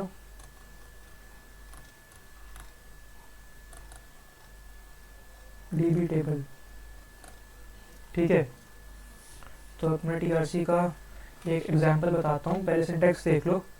syntax जो होता है इसका टीआरसी का, वो क्या होता है, यहाँ पे तुम लिखोगे टी, और यहाँ पे तुम लिखोगे बस कंडीशन, इतना है। टी का मतलब हो गया वही सीधा ट्यूपल, और जो कंडीशन है, जो कंडीशन टी लिखा हुआ है, इसका एक मतलब है ये वो कंडीशन जो कि ट्यूपल्स पे अप्लाई होगी, जो हमारी रोज है उन पे अप्लाई होगी। तो इसका एग्जांपल देखते हैं। तो एग्जांपल में मैं एक स्टूडेंट टेबल बना रहा हूँ। इस स्टूडेंट टेबल में नेम है, एज है, और एक ग्रेड है। पहला नाम रख देते हैं रोहन, फिर रख देते हैं मोहन, सोहन, राहुल, और कोई रह गया हो, क्रिश रख देते हैं। एज रख दो इनकी 10, 20, 21, 22, 23। ग्रेड रख दो ABCD फेल। तो अभी हमारा हो गया। तो अब हमें क्या करना है, हमें कंडीशन लगानी है जिसमें हमारी एज जो है 20 से ज़्यादा होनी चाहिए। तो हमें वो बच्चे सेलेक्ट करने हैं जिनकी जो एज है वो 20 से ज़्यादा हो। तो इसमें हम कैसे लिखेंगे इसको, ट्यूपल रिलेशनल कैलकुलस में हम लिख देंगे सबसे पहले S। ये हमको बता रहा है कि हम ट्यूपल से, यहाँ पे टी भी लिख सकते हैं पर एस ज़्यादा ठीक रहेगा क्योंकि हम स्टूडेंट्स टेबल में कर रहे हैं। तो हमने एस लिख दिया। फिर जो मैंने सिंटैक्स बताया था उसके हिसाब से क्या कर रहा है, ट्यूपल और कंडीशन को अलग कर रहा है। ये हमने डंडा बनाया, ये लाइन जो बनाई है। और उसके बाद हम लिखेंगे स्टूडेंट्स, क्योंकि जो हम कर रहे हैं काम, मतलब जो हम करेंगे जिस पे कंडीशन अप्लाई करेंगे वो हम स्टूडेंट टेबल पे करेंगे। और स्टूडेंट टेबल की जो रोज़ हैं एस, जिसको हमने एस से डिनोट किया उस पर करेंगे। फिर उसके बाद हम अपनी कंडीशन लिखेंगे एंड के बाद। तो कंडीशन में लिख दी कि जो हमारा एस रोज़ हैं, मतलब जो रोज़ है एस को हमने रोज़ का है या ट्यूपल्स का है, तो हमारी ट्यूपल्स हैं उसमें जो एज वाला है कंडीशन वो 20 से ऊपर होना चाहिए। तो ये हमारा हो जाएगा। तो इसका जो हमें आउटपुट मिलेगा, आउटपुट हमको क्या मिल जाएगा, ये सारा मिल जाएगा। ये हमारा पूरा आउटपुट हो जाएगा। इतना होता है बस इसका। ये हमारा टीआरसी हो जाता है। इसके बाद आता है अपना डीआरसी, डोमेन रिलेशनल कैलकुलस। ये भी टीआरसी की तरह ही है बिल्कुल, ठीक है। डोमेन रिलेशनल कैलकुलस भी टीआरसी की तरह ही है। इसमें हम क्या करते हैं, कॉलम सेलेक्ट करते हैं ना कि रोज। तो इसमें तुम क्या करोगे, हमने ये सारा लिखा, इसमें बस तुम्हें क्या करना है, और हमने नेम किया ना, तो इसके आगे बस नेम लगा दो, नेम डॉट एस। तो अब क्या होगा, बाकी सारा कुछ सेम लिख दो, ख़त्म। बस ये सारा सेम लिख दिया, एस डॉट एज। तो इसमें हमारा आउटपुट हमें क्या आएगा, आउटपुट में बस हमारे इन तीनों के नाम आएंगे। आउटपुट बस इतना आएगा। और जो हमने वो किया था अपना, उसमें आउटपुट क्या आ रहा था, ये पूरा आ रहा था। मतलब जो भी सारे हमारे कॉलम्स के थे, एंट्रीज थी, सबका आ रहा था। पर इसमें हमने रो सेलेक्ट कर ली अपनी, तो उसका बस यही आउटपुट आ रहा था। इसका जो डीआरसी का आएगा, इसका और अच्छा आउटपुट आएगा, रिफाइंड आउटपुट आएगा। इसमें कॉलम्स पे लगा दिया हमने, यहाँ पे हमने कॉलम सेलेक्ट कर लिया नेम डॉट एस। तो हमारे पास इतना ही आउटपुट आएगा इसका। तो ये इसका इनका डिफरेंस रहता है, इतना ही है टीआरसी और डीआरसी। तो एक बार ये भी पढ़ लेना, queries are expressed using variables that range over tuples. ये डेफिनेशन हो जाएगी। तो यहाँ पे ट्यूपल्स के ऊपर लगाया था हमने, तुम देखो, और हमने यहाँ पे एट्रीब्यूट्स के ऊपर लगाया, यानी कि हमने कॉलम्स के ऊपर लगाया जो हमने कंडीशंस लगाई हैं। फिर उसके बाद हमारा आ जाता है एम्ड एसक्यूएल। तो aimed SQL is SQL code aimed with a host programming language. तो यानी कि इसमें प्रोग्रामिंग आ जाती है। तो इसमें अगर तुम देखो तो यहाँ पे हम क्वेरीज नहीं लिखते, इसमें हम कहेंगे हम कोड लिख रहे हैं एक तरह से। Allows interaction with database directly from within the program. तो प्रोग्राम में ही हमने सारा कुछ डाल दिया है, क्वेरीज वगैरह, तो सीधा प्रोग्राम से ही हो पा रहा है। ये इसके आगे के सब टाइप्स हो गए। Static SQL, SQL statements are hard coded in the program. Dynamic SQL, SQL statements are generated at run time. फिर अगर प्री कंपाइलर ही क्या करता है, कन्वर्ट करता है embedded SQL into calls to a database API. अगला अपना इससे इंपॉर्टेंट है ये PL-SQL, इसका इंट्रोडक्शन ऑफ बेसिक कंसेप्ट। तो PL-SQL को हम बोलते हैं प्रोसीड्यूरल लैंग्वेज SQL की। तो इसमें अपना क्या क्या मेन चीज़ें क्या है इसमें PL-SQL में, एक है फंक्शन, एक है प्रोसीजर्स, ये लिखे हुए नीचे, एक है ट्रिगर और एक है कर्सर। ये कर्सर भी है। ये चार चीज़ें हैं। प्रोसीजर एंड फंक्शंस दोनों में स्लाइट डिफरेंस होता है, ज़्यादा डिफरेंस नहीं होता। फिर एक होता है ट्रिगर्स और एक होता है कर्सर्स। तो ये चार चीज़ें होती हैं, वो होती है हमारी PL-SQL में। तो इसमें हमारे प्रोग्रामिंग आ जाती है। तो इसमें मैंने कहा था ना, जैसे इसमें हम कोड लिखते हैं, हम इसमें क्वेरीज नहीं कोड लिखते हैं, ठीक है, ब्लॉक ऑफ कोड लिखते हैं। PL/SQL कोड आ सकता है ऐसे कहने कि PL/SQL कोड लिखो। तो इसमें क्या होता है, allowing developers to write complex queries and control structures in SQL। तो तुम अगर देखो procedural and functions, PL/SQL supports the creation of stored procedures and functions। इसमें अगर तुम देखो इसमें कैसे करते हैं, जो हमारा कोड होता है, जो हमारे कोड लिखा है इसका क्या फॉर्मेट रहता है, जो हमारा PL/SQL का जो हमारा कोड है इसका कैसा फॉर्मेट रहता है। देखो सबसे पहले हम क्या करते हैं, डिक्लेयर करते हैं। इसको भी देखो तो हमारे C लैंग्वेज की तरह ही हो गया। हम सबसे पहले क्या करते हैं, डिक्लेयर करते हैं वेरिएबल्स को। डिक्लेयर करने के बाद हम क्या करेंगे, अब इनका एग्जीक्यूशन करेंगे। एग्जीक्यूटेबल कोड है यहाँ पे। अब तो डिक्लेयर हम कैसे करते हैं, जैसे उसमें तो हम कैसे कर देते हैं, इंट ए वगैरह करके करते हैं। इसमें उल्टा होता है, इसमें लिखेंगे ए इंट। ये हमारे क्या होगा, हम इसमें ऐसे डिक्लेयर करेंगे। फिर उसके बाद हम एग्जीक्यूट करते हैं। एग्जीक्यूशन शुरू होता है बिगिन से, ख़त्म होता है एंड पे। और बीच में हमारा सारा कोड आ जाता है। फिर लास्ट में होती है हमारी एक्सेप्शन हैंडलिंग। तो जो हमारा PL/SQL का कोड है उसको तुम 3 पार्ट्स में तोड़ सकते हो। तो ये हमारे 3 पार्ट्स हो गए। और यहाँ पे हमारा एरर एक्सेप्शन हैंडलिंग होती है। तो एक दिखा देते हैं, जैसे हमने लिख दिया ए इंट, फिर लिख दिया बी इंट, सी इंट भी लिख दिया। फिर तुम करोगे बिगिन, हाँ ये गलत लिख दिया। बिगिन करने पे तुम ये लिखोगे कि हमने यहाँ पे वैल्यूज असाइन कर दी इनको। और यहाँ पे हमने यहाँ पे कॉलन भी लगाया। कॉलन क्यों लगाया, अगर हम a = 10 लिखेंगे तो ये असाइनमेंट ऑपरेटर का काम करेगा। अगर हम कॉलन लगाएंगे तो ये फिर वैल्यू पास होगी, तो जाके a की जो वैल्यू होगी वो 10 असाइन होगी, मतलब उसको 10 वैल्यू मिलेगी, पास होगी वैल्यू। वरना ये असाइनमेंट ऑपरेटर का काम करेगा और हम इसको अकेला लेंगे। फिर b को हमने मान लो 20 ले लिया। तो ऐसे होता है। इसमें हम यहाँ पे बिगिन लिख दिया और लास्ट में एंड लिख देते हैं यहाँ पे। तो यहाँ पे कोड भी लिखा हुआ है कि हमने पहले डिक्लेयर किया, फिर उसके बाद यहाँ पे बिगिन कर रखा है और एंड भी कर रखा है। तो ऐसे हमारे एक PL/SQL कोड होता है जनरली।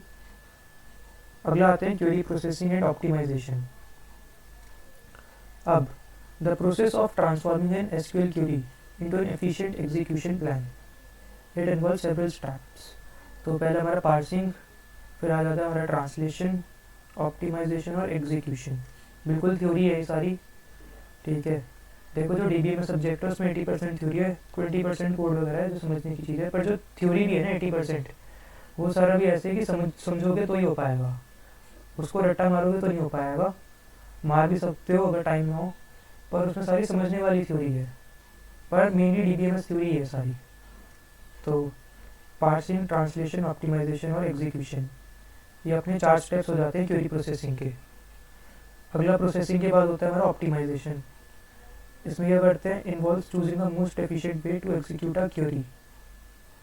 तो इसमें क्या हो सकता है, इंडेक्सिंग हो सकती है, जॉइन रीऑर्डरिंग हो सकती है, एग्रीगेशन ऑप्टिमाइजेशन हो सकता है, और using query execution plans, explain command है वो हो सकता है।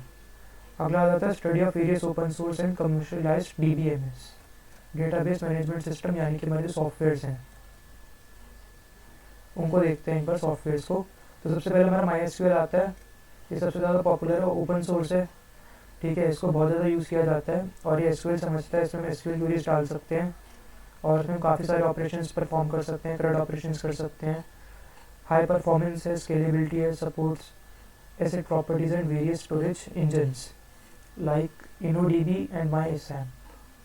अगला आ जाता है PostgreSQL, ये भी ओपन सोर्स है। इसमें क्या है, known for being a powerful open source object relational database. देखिए ऑब्जेक्ट रिलेशनल डेटाबेस है, ठीक है। तो इसलिए MySQL से अलग है। तो इसमें हमारा फीचर्स जो आ जाते हैं, एक हमारा JSON सपोर्ट है जिसकी वजह से काफ़ी सही हो जाता है, और इसमें डेटा इंटीग्रिटी और एक्सटेंसिबिलिटी काफ़ी सही है। अगला अपना Oracle DB, ये कमर्शियलाइज्ड है। A leading commercial database system, scalable है, secure है, supports enterprise level applications and comes with features like clustering, parsing and advanced security, ठीक है। ये Oracle का आ जाता है। अगला अपना DB2 है, ये भी कमर्शियलाइज्ड है, ये IBM का है DB2 जो है।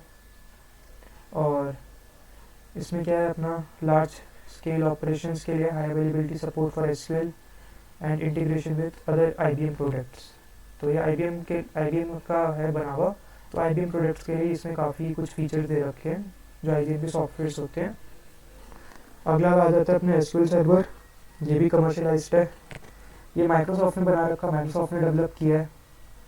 इसकी भी अच्छी परफॉर्मेंस है, सिक्योरिटी इंटीग्रेशन है with other Microsoft tools like Azure and Power BI। फिर इसमें भी अपना सपोर्ट करता है एसेट प्रॉपर्टीज़ को।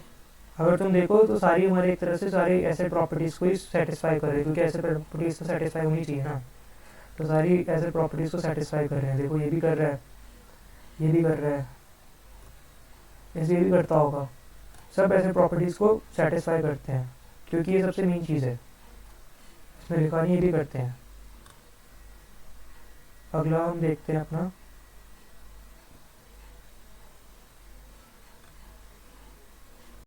तो आज का टॉपिक SQL है। SQL को वन शॉट में कवर करेंगे, जो भी बेसिक है, जो भी मेन टॉपिक्स हैं SQL में, जैसे सारा समझ आ जाए वो मैं कवर कर दूंगा। इंपॉर्टेंट टॉपिक्स जो हैं SQL में, जो हमारे पेपर में काम आएंगे। तो यूनिवर्सिटी एग्ज़ाम के लिए यही बस।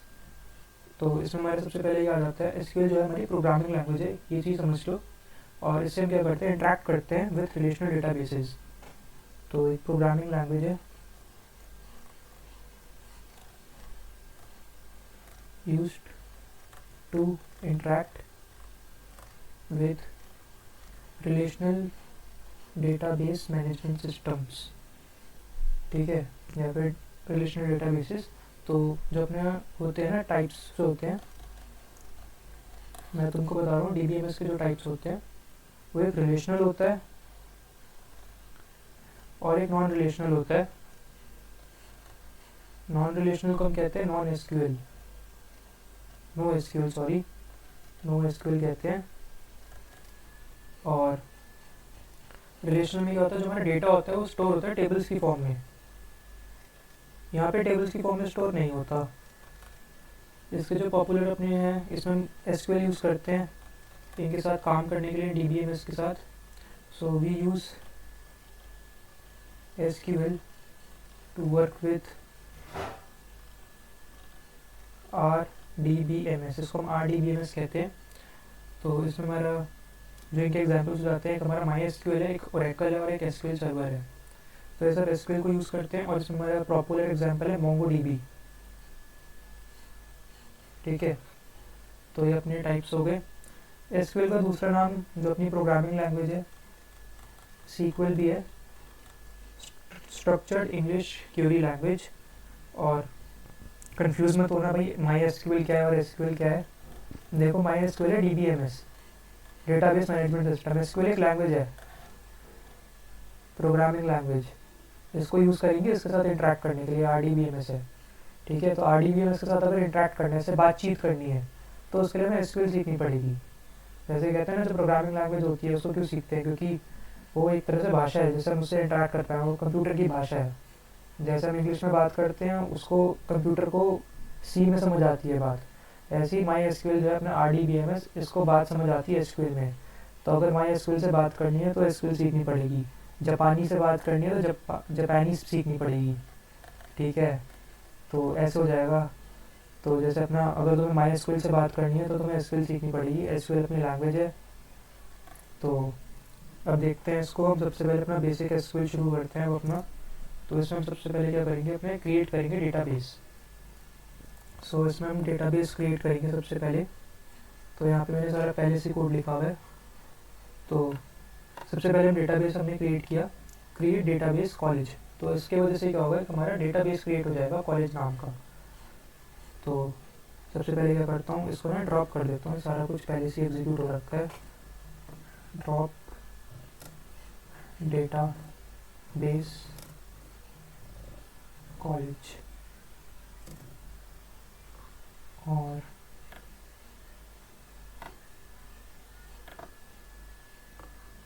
ये हमें पूरा ड्रॉप कर दिया अपना कॉलेज डेटाबेस, और नीचे क्वेरी एग्जीक्यूट हो गई है। अब हम क्या करेंगे, हम क्रिएट करेंगे डेटाबेस कॉलेज। इसके वजह से ये होगा कि हमारा DB क्रिएट होगा जिसका नाम कॉलेज है। तो सबसे पहले हमने क्या किया, क्रिएट किया और इसको हम एग्जीक्यूट कर देते हैं। नीचे देखो तो ये हमारा एग्जीक्यूट हो रहा है। फिर उसके बाद हम करेंगे यूज़ कॉलेज, इस डेटाबेस को यूज़ करेंगे। तो ये हमारी इसका दूसरा सिंटैक्स है, तो अब हम इसको यूज़ करेंगे। तो अब हम इसको यूज़ करेंगे, तो अब इसको एग्जीक्यूट करते हैं। तो ये भी एग्जीक्यूट हो गया अपना। उसके बाद हम क्या करेंगे, हम टेबल बनाएंगे, हम क्रिएशन ऑफ टेबल करेंगे। तो अब जो हमारा टेबल बनेगा वो हमारा कॉलेज डेटाबेस के अंदर बनेगा, क्योंकि हमने यहाँ पे क्या करा है, इसको सिलेक्ट कर लिया है। जो अपना यूज़ कॉलेज है हमने इसको सिलेक्ट कर लिया है। तो अगर तुम देखो यहाँ पे कॉलेज आ गया और अभी सेलेक्ट हो चुका है, यहाँ पे बोल्ड में हो गया है, तो अभी सेलेक्ट हो चुका है। तो जो टेबल्स बनेगी इस डेटाबेस के अंदर बनेगी। तो अब हम पहले अपनी टेबल बनाते हैं। तो हमने टेबल में क्या करा, क्रिएट टेबल लिखा, टेबल का नाम रख दिया हमने स्टूडेंट। उसके बाद हम यहाँ पे अंदर अपने कॉलम्स बनाएंगे। तो कॉलम हमारा पहला हो गया रोल नंबर, दूसरा हो गया नेम, मार्क्स, ग्रेड और सिटी। तो ये हमारे 5 कॉलम्स हो गए। फिर इसके बाद हम इनकी कंस्ट्रेंट्स लिखेंगे और डेटा टाइप लिखेंगे। जैसे जो हमारा रोल नंबर होता है उसकी इंट वैल्यू होती है, उसका नंबर होता है 1 2 3 ऐसे, और वो प्राइमरी की है क्योंकि भाई वो हमारी नॉट नल और यूनिक दोनों चीज़ों को सेटिस्फाई करती है। वो कभी नॉट नल नहीं हो सकती, ऐसा कोई बच्चा नहीं होगा जिसका रोल नंबर ना होना चाहिए, तभी वही कॉलेज में पढ़ रहा है। उसके बाद अपना दूसरा हो जाता है यूनिक, सबका यूनिक होता है, किसी का भी सेम रोल नंबर नहीं हो सकता, तो इसलिए हमारी प्राइमरी की बन गई है। अगला अपना नेम, इसमें हमने क्या लगा दिया, अपने इसमें हमने कंस्ट्रेंट अपने लगा दिया बार 50 का। अगला है मार्क्स, इंट नॉट नल। फिर ग्रेड का लगा दिया क्योंकि इसका एक ही करेक्टर होता है, तो यहाँ पे हमने 1 लिखा हुआ है। सिटी का लगा दिया 20, सही है। और फिर बाद में इसको बंद कर दिया और लास्ट में हमने क्या लगा दिया, यहाँ पे ये मार्क लगा दिया है। अब इसको हम इसको एग्जीक्यूट कराएंगे। तो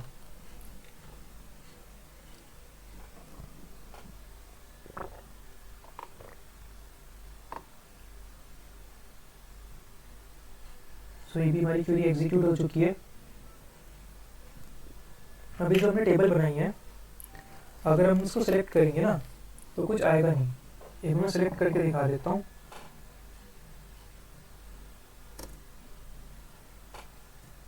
तो यहाँ पे एक चीज़ होती है सेलेक्ट, इससे क्या होता है जो आपने बनाया ना टेबल, जो डीबी होता है सेलेक्ट हो जाता है। सेलेक्ट फ्रॉम स्टूडेंट,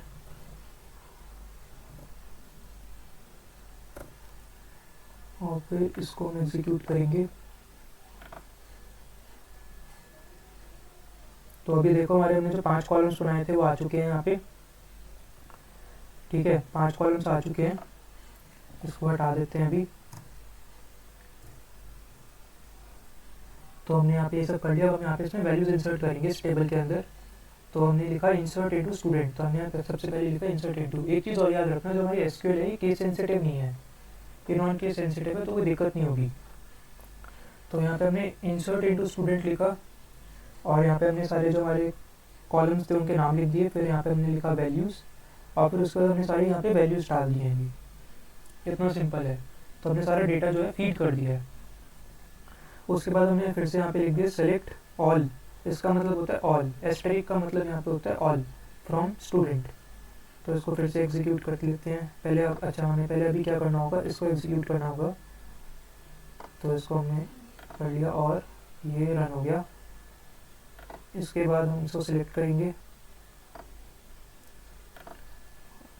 और अगर देखें तो ये हमारा पूरा टेबल आ चुका है। यहाँ पे रोल नंबर आ गए, सबके इनके नाम आ गए, मार्क्स आ गए, ग्रेड सिटी सब आ गया।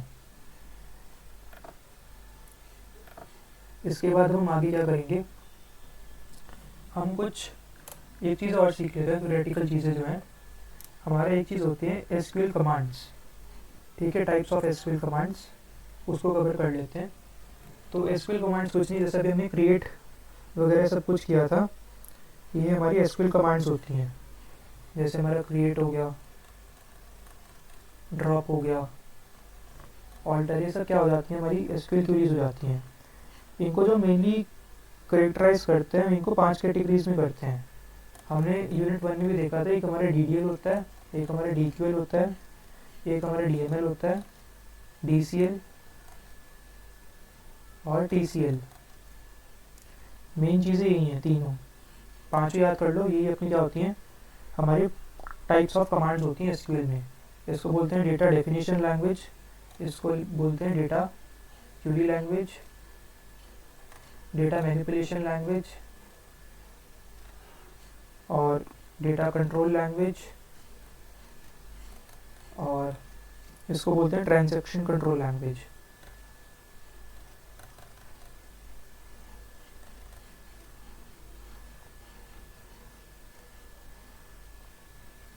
तो ये हमारी क्या हो जाती हैं, टाइप्स ऑफ कमांड्स।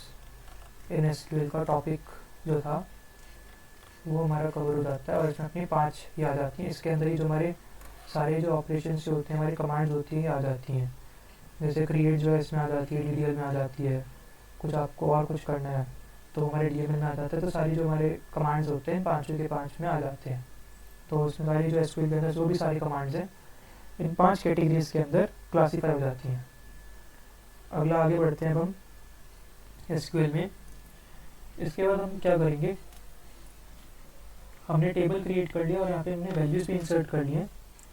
तो अब हम कुछ क्या कहते हैं, कंस्ट्रेंट्स की बात कर लेते हैं। तो कंस्ट्रेंट्स आपको पता ही है, कंस्ट्रेंट्स अभी हमने देखे कि हमारे कौन कौन से होते हैं। यहाँ पे देखो लिखा हुआ है, जैसे हमारे कंस्ट्रेंट्स कौन कौन से थे, इंट प्राइमरी की हो गया, नॉट नल हो गया, ये सब हमारे कंस्ट्रेंट्स होते हैं। एक कंस्ट्रेंट हमारा फॉरेन की भी हो सकता है, और फॉरेन की का बता देता हूँ ज़रा। फॉरेन की कंस्ट्रेंट, जो कंस्ट्रेंट थे हमने यूनिट 1 भी किए थे, कंस्ट्रेंट्स जो थे जब हम रिलेशनल मॉडल पढ़ रहे थे। तो हमारा कंस्ट्रेंट एक हमारा जिस फॉरेन की का बता रहा हूँ, क्योंकि फॉरेन की काफ़ी कंफ्यूज करती है ये। देखो वैसे ही रिलेशन एस्टैब्लिश करने के लिए होती है, पर जो इसमें यूज़ करते हैं इससे हम क्या करते हैं, प्रिवेंट करते हैं एक्शंस को that would destroy links between table.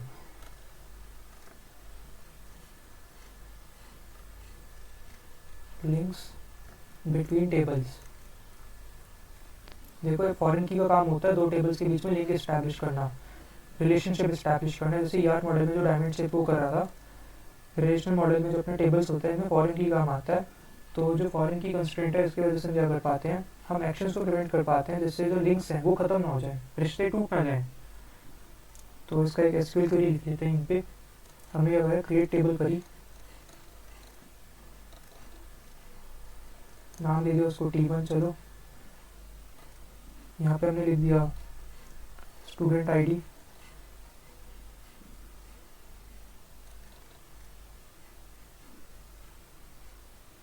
और इसको इंट कंस्ट्रेंट दे दिया हमने, वो सॉरी इसका डेटा टाइप हमारा इंट हो गया। फिर उसके बाद हमने फॉरेन की कंस्ट्रेंट लगाया, उसमें हमने डाल दिया अपना स्टूडेंट आईडी, और ये रेफरेंस कर रहा है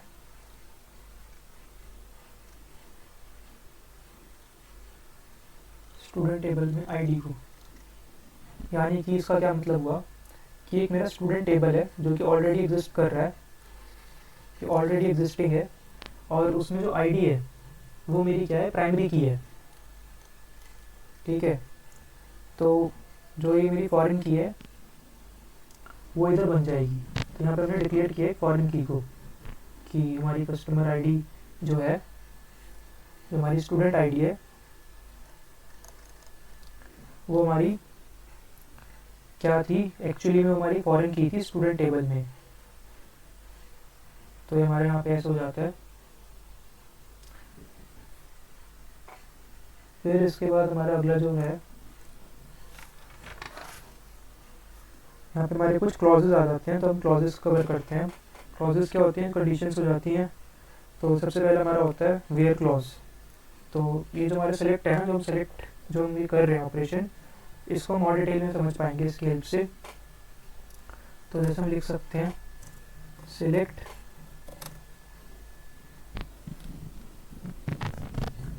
ऑल फ्रॉम स्टूडेंट्स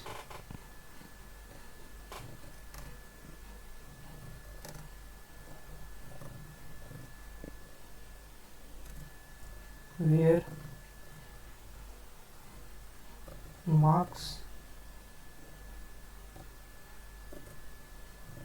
70,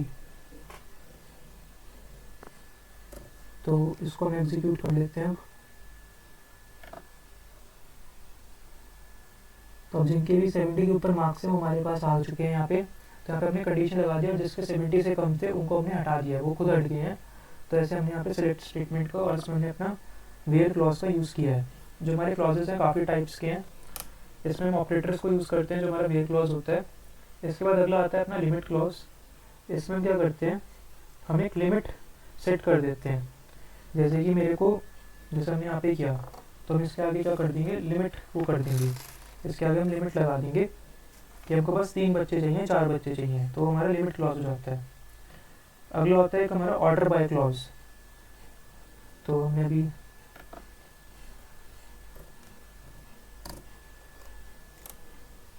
अभी देखा एक वेयर क्लॉज,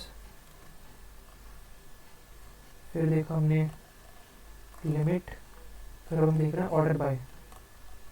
इसमें आप लिमिट सेट कर सकते हो कि मुझे कितने चाहिए, 3 एंट्री चाहिए, 4 एंट्री चाहिए, कितनी एंट्री चाहिए। और इसमें तुम कंडीशंस लगा सकते हो ऑपरेशंस लगा के। जैसे ऑपरेशंस इसमें कैसे कैसे हो सकते हैं, एंड ऑपरेशन लगा के, और बिटवीन, इन और नॉट, ऑपरेटर्स लगा के।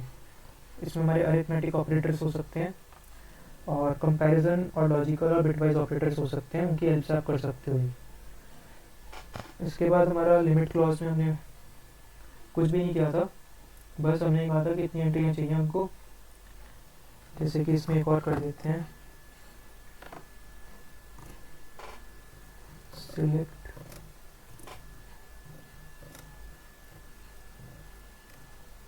फ्रॉम स्टूडेंट, और लिमिट लगा दी हमने मान लो 5 या 2 की बस। तो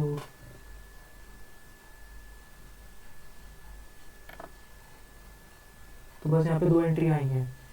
तो ये हमारे लिमिट क्लॉज काम करते हैं। और जो हम क्लॉजेज हैं उनको साथ में भी यूज़ कर सकते हैं, कलेक्टिवली भी यूज़ कर सकते हैं। ये नहीं कि बस एक क्वेरी में एक क्लॉज आएगा, बहुत सारे क्लॉजेज भी आ सकते हैं। अगला अपना ऑर्डर बाय क्लॉज था, और ऑर्डर बाय क्लॉज में क्या कर सकते हैं, हम असेंडिंग और डिसेंडिंग ऑर्डर को देख सकते हैं कि हमें असेंडिंग और डिसेंडिंग ऑर्डर कैसे करना है। जैसे अगर हम करें, यहाँ पे जाते हैं और यहाँ पे हम लिख देते हैं सिलेक्ट फ्रॉम स्टूडेंट, हमने किया, और यहाँ पे हमने ऑर्डर लगा दिया कि ऑर्डर बाय सिटी। और इसमें आप बता सकते हो कि असेंडिंग चाहिए, डिसेंडिंग चाहिए। तो यहाँ पे मैंने कहते हैं कि मुझे असेंडिंग ऑर्डर में चाहिए सिटीज़ के नाम। सो इसको एग्जीक्यूट करते हैं। तो यहाँ पे जैसे देखो, दिल्ली डी से शुरू हो गया, मुंबई एम, और पी पुणे से ख़त्म हो गया। तो यहाँ पे हमने इसको ऑर्डर कर दिया ऑर्डर बाय क्लॉज का यूज़ करके। अगला अपना आता है एग्रीगेट फंक्शंस, जिसको हम यूज़ करेंगे अपना ग्रुप बाय क्लॉज में। तो हमने अभी 3 क्लॉजेस देख लिए। अपना जो चौथा क्लॉज है वो है ग्रुप बाय क्लॉज। इसमें हमें इसको समझने से पहले एग्रीगेट फंक्शंस को समझना पड़ेगा। एग्रीगेट फंक्शंस क्या होते हैं, फिर हम group functions, group by function, इसको क्लॉज को यूज़ करेंगे। तो एग्रीगेट फंक्शंस में क्या होता है, ये क्या करते हैं, कैलकुलेशन परफॉर्म करते हैं, perform a calculation on a set of values and return a single value.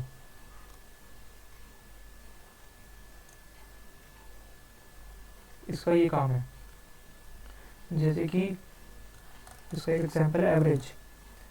तो ये करेगा, एक सेट ऑफ वैल्यूज़ लेगा, काफ़ी बच्चों के मार्क्स ले लेगा और एक एवरेज वैल्यू आपको रिटर्न कर देगा।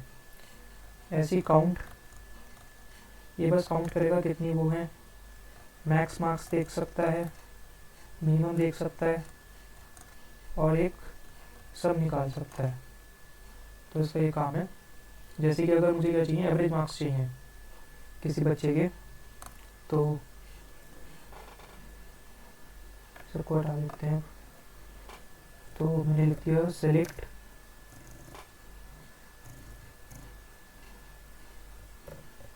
All from student. All from नहीं करना, बस यहाँ पे हमें क्या सेलेक्ट करना है, हमें चाहिए एवरेज मार्क्स चाहिए बच्चों के। तो एवरेज मार्क्स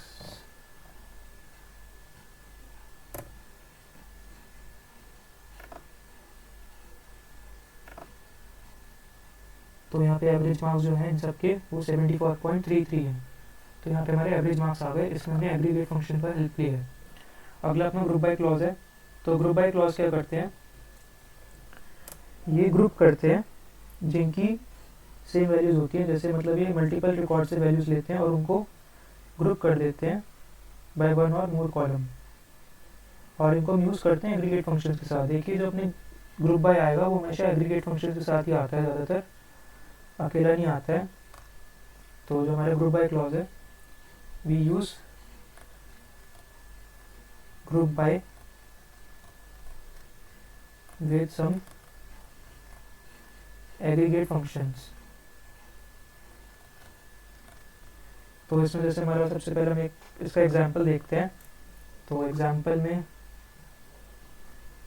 हम लिख देते हैं सिलेक्ट करो सिटी को। अगर मैं अब यहाँ लिख दूँ सेलेक्ट सिटी फ्रॉम स्टूडेंट, तो बस सिटी कॉलम सेलेक्ट होगा और कुछ नहीं होगा। पर मैं यहाँ पे क्या करूँ, ग्रुप बाय बता रहा हूँ। यहाँ पे मैंने फिर एक एग्रीगेट फंक्शन लिखा। एग्रीगेट फंक्शन मुझे मैंने कह दिया कि मुझे मार्क्स चाहिए भाई, एवरेज मार्क्स, और एवरेज मार्क्स चाहिए फ्रॉम स्टूडेंट टेबल। ठीक है, और उनको ग्रुप करना है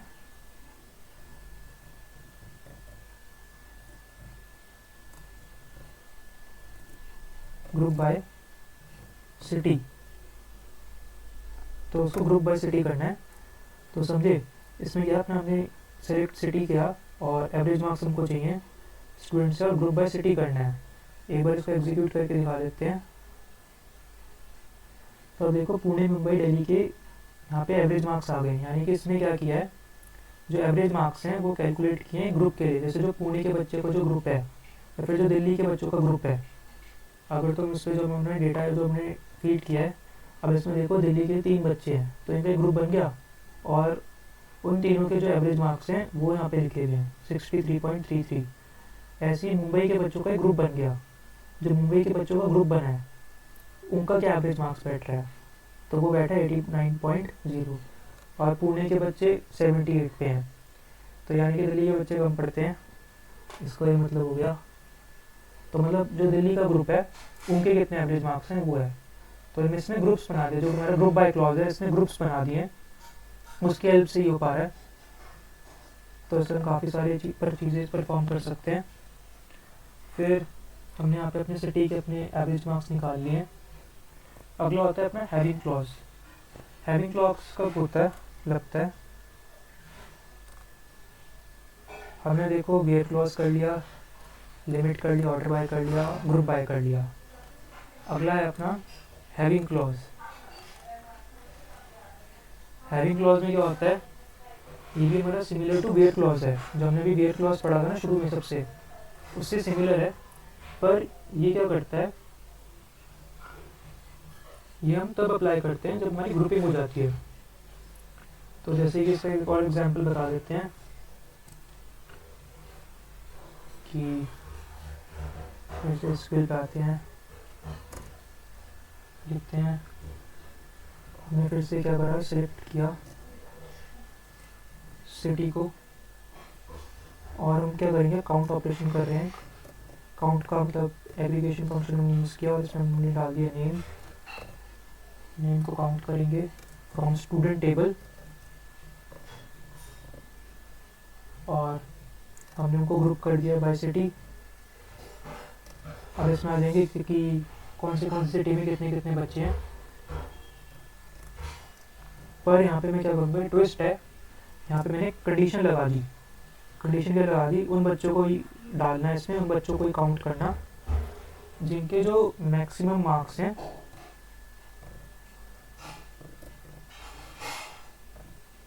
वो 90 से ज़्यादा हैं। मतलब जिनके मार्क्स जो 90 से ज़्यादा हैं। तो हमने इसको सेलेक्ट करके इसको रन करके देखा तो ये बिल्कुल सही आ रहा है। इसमें मैंने क्या कर रखा था, जिनके 95 से ऊपर मार्क्स हैं उनको चुन लिया। तो यहाँ पे ये आ रहा है, दिल्ली आ रहा है इसमें, और इसने काउंट करके बता दिया 3 है भाई। तो इसको हटाते हैं और देखते हैं कि भाई कौन है भाई दिल्ली में इतना होशियार। ये देखो ये ध्रुव इसके 96 से ऊपर आ रखे हैं, तो ये हमारा हैविंग क्लॉज था। तो अगर हम मेन चीज़ देखें तो हमने क्या करा, हमने अपने 5 क्लॉजेस करे। सबसे पहले एक था हमारा अपना वेयर क्लॉज, एक था अपना, उसके बाद हमने किया था लिमिट, लिमिट के बाद हमने किया था अपना ऑर्डर बाय, जिसमें हमारा असेंडिंग और डिसेंडिंग था, और उसके बाद हमने अपना ग्रुप बाय किया था। ग्रुप बाय को सीखने के लिए हमने एग्रीगेट फंक्शंस पढ़े थे, और एग्रीगेट फंक्शंस काफ़ी इंपॉर्टेंट है, तभी हमारा जो ग्रुप बाय होगा वो हो पाएगा। और जो हमारा ग्रुप बाय होता है वो एग्रीगेट फंक्शंस के साथ यूज़ होता है। समझ में आ रही है? तो एग्रीगेट फंक्शंस काफ़ी इंपॉर्टेंट हो जाते हैं उस केस में। फिर उसके बाद हमने हैविंग क्लॉज देखा था और यही बात ख़त्म करी थी।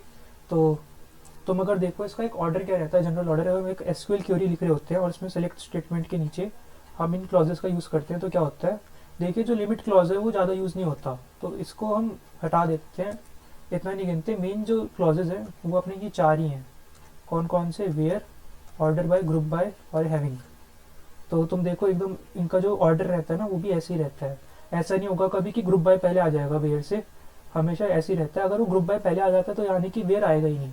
तो इनका जो ऑर्डर रहता है वो ऐसे रहता है। तुम अगर ऑर्डर देखो या फिर इनका जनरल ऑर्डर जो रहता है क्लॉजेस का वो यही रहता है। एक चीज़ और, जो अपना वेयर क्लॉज है वो क्या बताता है, कंडीशन बताता है रोज पे। वो क्या करता है, रोज पे कंडीशन लगाता है। रोज पे क्या कंडीशन लगा दी कि भी मेरे को मार्क्स 90 से ऊपर चाहिए वगैरह वगैरह, ऐसे वो क्या कर रख देता है, कंडीशंस लगा देता है रोज पे। कंडीशन लगा दी इसने रोज पे। और जो अपना क्या कहते हैं हैविंग क्लॉज होता है वो क्या करता है, वो कंडीशंस लगाता है किस पे, ग्रुप्स पे। जो हमने यहाँ पे ग्रुपिंग की थी, ये जो हमने यहाँ पे ग्रुपिंग की थी उसके ऊपर क्या करेगा ये रहा ना, हमने यहाँ पे जो ग्रुपिंग की थी उस पर क्या लगाएगा, कंडीशन लगाएगा। तो जो हैविंग क्लॉज है वो इस पर कंडीशन लगाएगा, और जो अपना वेयर क्लॉज है वो अपनी इन स्टेटमेंट्स पे लगाएगा कंडीशंस। यानी कि जो यहाँ पे अपनी रोज है जो हमने सेलेक्ट किया है वो इन पे कंडीशंस लगाएगा अपने। तो ये इन पे कंडीशंस लगाते हैं। तो अपना मेन चीज़ अपनी यही है। इसके बाद हम आगे बढ़ते हैं, हमारे क्लॉजेज हो चुके हैं। अब हम देखेंगे टेबल रिलेटेड क्वेरीज। तो इसको हटा देते हैं, अब अगला टॉपिक शुरू करते हैं। टेबल पे हम कुछ क्वेरीज परफॉर्म करेंगे अब। तो सबसे पहले होती है इसमें अपडेट। हम क्या कर सकते हैं, टेबल में जो हमारा डेटा होता है उसको हम अपडेट कर सकते हैं। जो हमारा रोज में डेटा है उसको हम अपडेट कर सकते हैं। जैसे कि अगर तुम देखो तो जैसे इसमें मैं क्या अपडेट कर सकता हूँ, मान लो जैसे इनका ए ग्रेड आ रहा है, मैं उसमें ये कर दूं कि अब से मैं ए ग्रेड नहीं बोलूँगा, उसको ओ ग्रेड बोलूँगा, ओबीडियंट। तो मैं उसको ए को हटा के वो कर सकता हूँ। जिसका एफ ग्रेड आ रहा है उसको मैं टर्मिनेटेड कर सकता हूँ, ऐसे मतलब कुछ कर सकता हूँ। तो उसको हम सेट कर सकते हैं। या फिर मान लीजिए कि जैसे इनके सबके नंबर आ रहे हैं, इनमें सबके ना 2-2 नंबर बढ़ा दो, क्योंकि ग्रेस मार्किंग हुई है, एक क्वेश्चन गलत आया था तो सबको 2-2 नंबर एक्स्ट्रा मिलेंगे। तो सबके जो होंगे 2-2 नंबर बढ़ जाएंगे। तो उसमें क्या करें, जो हमारा रोज में डेटा है, ये एक रो है, ये एक रो है, ये एक रो है, ये सारी जो रोज है इनमें जो डेटा है उसको हम अपडेट करेंगे। तो उसका सिंटैक्स देख लेते हैं, उसको कैसे करते हैं, यहीं पे देख लेते हैं। तो उसको अपडेट करने का कैसे रहता है, तो अब हमको क्या करना है, डेटा को अपडेट करना है। तो हम लिखेंगे अपडेट, यहाँ पे आ जाएगा टेबल का नाम। जैसे हमने टेबल का नाम क्या डाला था, स्टूडेंट डाला था, तो हम अपडेट करेंगे स्टूडेंट टेबल को। और उसमें हम सेट करेंगे, देखिए सेट है जो ये यूज़ हो रहा है यहाँ पे, सेट। सेट हम करेंगे जैसे हमारा ग्रेड है, या फिर ऐसा करते हैं हम मार्क्स का कर लेते हैं, सबको ना ग्रेस मार्किंग मिल गई है। Set marks is equals two marks plus 2। तो ऐसे सबके 2-2 नंबर बढ़ गए हैं, इतना सा है। अगला आ जाता है अपना डिलीट। हमने देखो टेबल को क्या कर दिया, अपडेट कर दिया। अब हम टेबल में कुछ डिलीट करेंगे। मान लीजिए जिनके 30 से नीचे आए हैं उनको हम डिलीट कर देंगे। जिन बच्चों के 30 से नीचे आए हैं या फिर जिनके 0 आए हैं उनको डिलीट ही कर देंगे। तो अब हम डिलीट का देखते हैं, डिलीट का कैसे रहता है। तो आपको क्या करना है उसका मैं एग्जांपल बता रहा हूँ। हमें क्या करना है, इसका मैं सीधा एग्जांपल ही बता रहा हूँ। तो delete from student, delete from student के बाद आ जाएगा वेयर मार्क्स, यहाँ पे मैंने कंडीशन लगा दी वेयर क्लॉज की हेल्प से, where marks is less than 30, तो ये मेरी क्या लग गई, कंडीशन लग गई, और यहाँ से मेरे जो होंगे, जो बच्चे जिनके 30 से कम है वो डिलीट हो जाएंगे मेरे डेटाबेस से, मेरे टेबल से डिलीट हो जाएंगे वो। ठीक है, तो इसका हमारा ऐसे रहता है। तो हमने अपने टेबल रिलेटेड क्वेरीज में देख लिया अपने एक अपडेट और एक डिलीट। इसके बाद एक थोड़ा अगला टॉपिक है हमारा ऑल्टर। इसमें अब हम तीसरी चीज़ कर रहे हैं, हम ऑल्टर कर रहे हैं। तो अगला देखते हैं ऑल्टर, यानी कि कुछ चेंज कर रहे हैं। तो अब हम यहाँ पे क्या करेंगे, टू चेंज द स्कीमा, यहाँ पे कुछ डिज़ाइन कॉलम हम कुछ चेंज कर रहे हैं। तो अब हम जैसे हम क्या ऑल्टर कर सकते हैं, जैसे हम क्या कर सकते हैं, हम कर सकते हैं कॉलम ऐड कर सकते हैं। जैसे कि मान लीजिए हमने एज वगैरह सब कुछ कर रखा है, उसमें हमने फादर्स नेम ऐड कर दिया, तो ऐड कॉलम हमने कर दिया एक, या फ़ोन नंबर ऐड कर दिया, तो एक हमने ऐड कॉलम कर दिया। तो ऐड कॉलम करने की एसक्यूएल क्वेरी क्या बनेगी, ऑल्टर टेबल, टेबल का नाम डाल दिया हमने स्टूडेंट, फिर उसमें तुमने क्या करा, ऐड करा कॉलम, फिर तुम्हें कॉलम का नाम डाल देना है। कॉलम का नाम डाल दो, जैसे मैंने फादर नेम ऐड किया, और फिर उसके बाद तुम्हें डेटा टाइप पर कंस्ट्रेंट लगा देना है। तो जैसे मैंने यहाँ पे बार चार्ट लगा दिया और यहाँ पे डाल दिया 50 और इसको बंद कर दिया। ये हमारा क्या हो गया, ऐड हो गया कॉलम। ऐसे आप कॉलम को ड्रॉप भी कर सकते हो। अब देखो, अगर कॉलम को ड्रॉप करना है तो इसमें क्या लिखना है, ऊपर वाला जो आएगा सारा सेम आ जाएगा, ये जो आएगा सारा सेम आ जाएगा, ऑल्टर टेबल स्टूडेंट ये सेम आ जाएगा। इसके नीचे तुम्हें क्या लिखना है, ऐड कॉलम की जगह क्या लिख देना है, ड्रॉप कॉलम लिख देना है। और मान लो जैसे फादर नेम पे ड्रॉप कर रहे हैं, तो अब तो हमें कंडीशंस लिखने की इसकी ज़रूरत ही नहीं है कुछ डेटा टाइप कंस्ट्रेंट की, तो बस ये इतना आ जाएगा। तो ये अपना क्या हो जाएगा, ड्रॉप कॉलम फादर नेम, ख़त्म। अगला आता है अपना रीनेम टेबल। इसमें एक आ जाता है अपना रीनेम टेबल। तो रीनेम टेबल देखते हैं। अब हम टेबल को क्या कर रहे हैं, रीनेम कर रहे हैं। टेबल का नाम हमारा क्या था, स्टूडेंट था, मान लो अब उसको हम स्टूडेंट्स कर रहे हैं। तो शुरू में वही लाइन लिखनी है, ऑल्टर टेबल स्टूडेंट, क्योंकि हमारा नाम आ गया, और फिर आगे तुम्हें लिख देना है रीनेम टू। तो उसमें तुम क्या करोगे, ऐसे लिख देना रीनेम टू, उसका नया नाम हो जाएगा स्टूडेंट्स। ठीक है। अगला होता है चेंज कॉलम। इसमें क्या कर सकते हो, तुम कॉलम को चेंज कर सकते हो। तो अगला कराते हैं चेंज कॉलम। तो चेंज कॉलम में क्या होगा, कॉलम का नाम चेंज कर देंगे।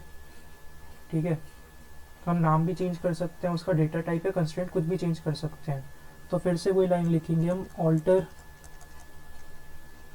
टेबल।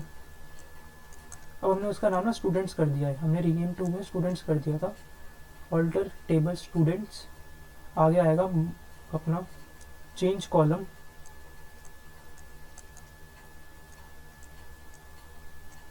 पहले कॉलम का जैसे मान लो कोई पुराना नाम था, जैसे हमारा रोल नंबर से हम उसको अब क्या बोलेंगे, आईडी बोलेंगे।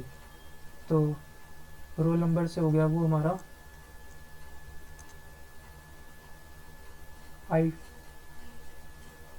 आईडी।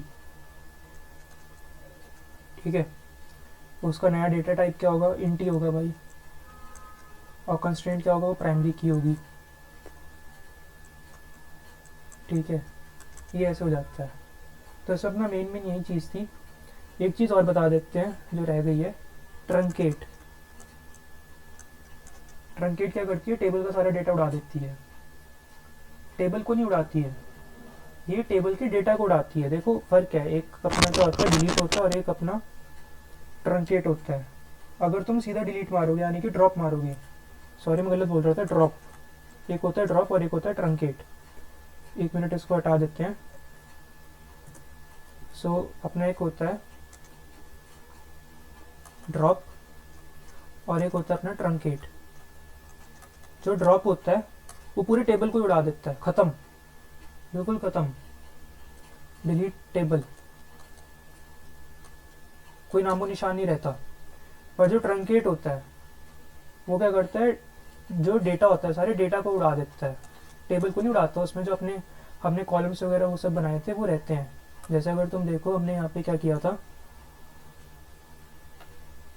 यहाँ पे जो हमने रोल नंबर वगैरह सब लिखा हुआ है, अगर तुम देखो स्टूडेंट में हमने रोल नंबर नेम ये सब जो कॉलम्स बनाए थे ये रहते हैं।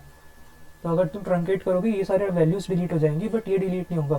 पर अगर तुम ड्रॉप टेबल कर दोगे तो सारा डिलीट हो जाएगा, ये सारा पोर्शन डिलीट हो जाएगा। इतना सा डिफरेंस है दोनों के बीच में। और इसके साथ हमारे टेबल रिलेटेड क्वेरीज ख़त्म हो जाती हैं। अगला अपना काफ़ी इंपॉर्टेंट टॉपिक है, वो है जॉइंट्स। तब हम शुरू करते हैं जॉइंट्स के साथ। तो जॉइंट्स की डेफिनेशन देख लो कि it is used to combine rows from 2 or more tables.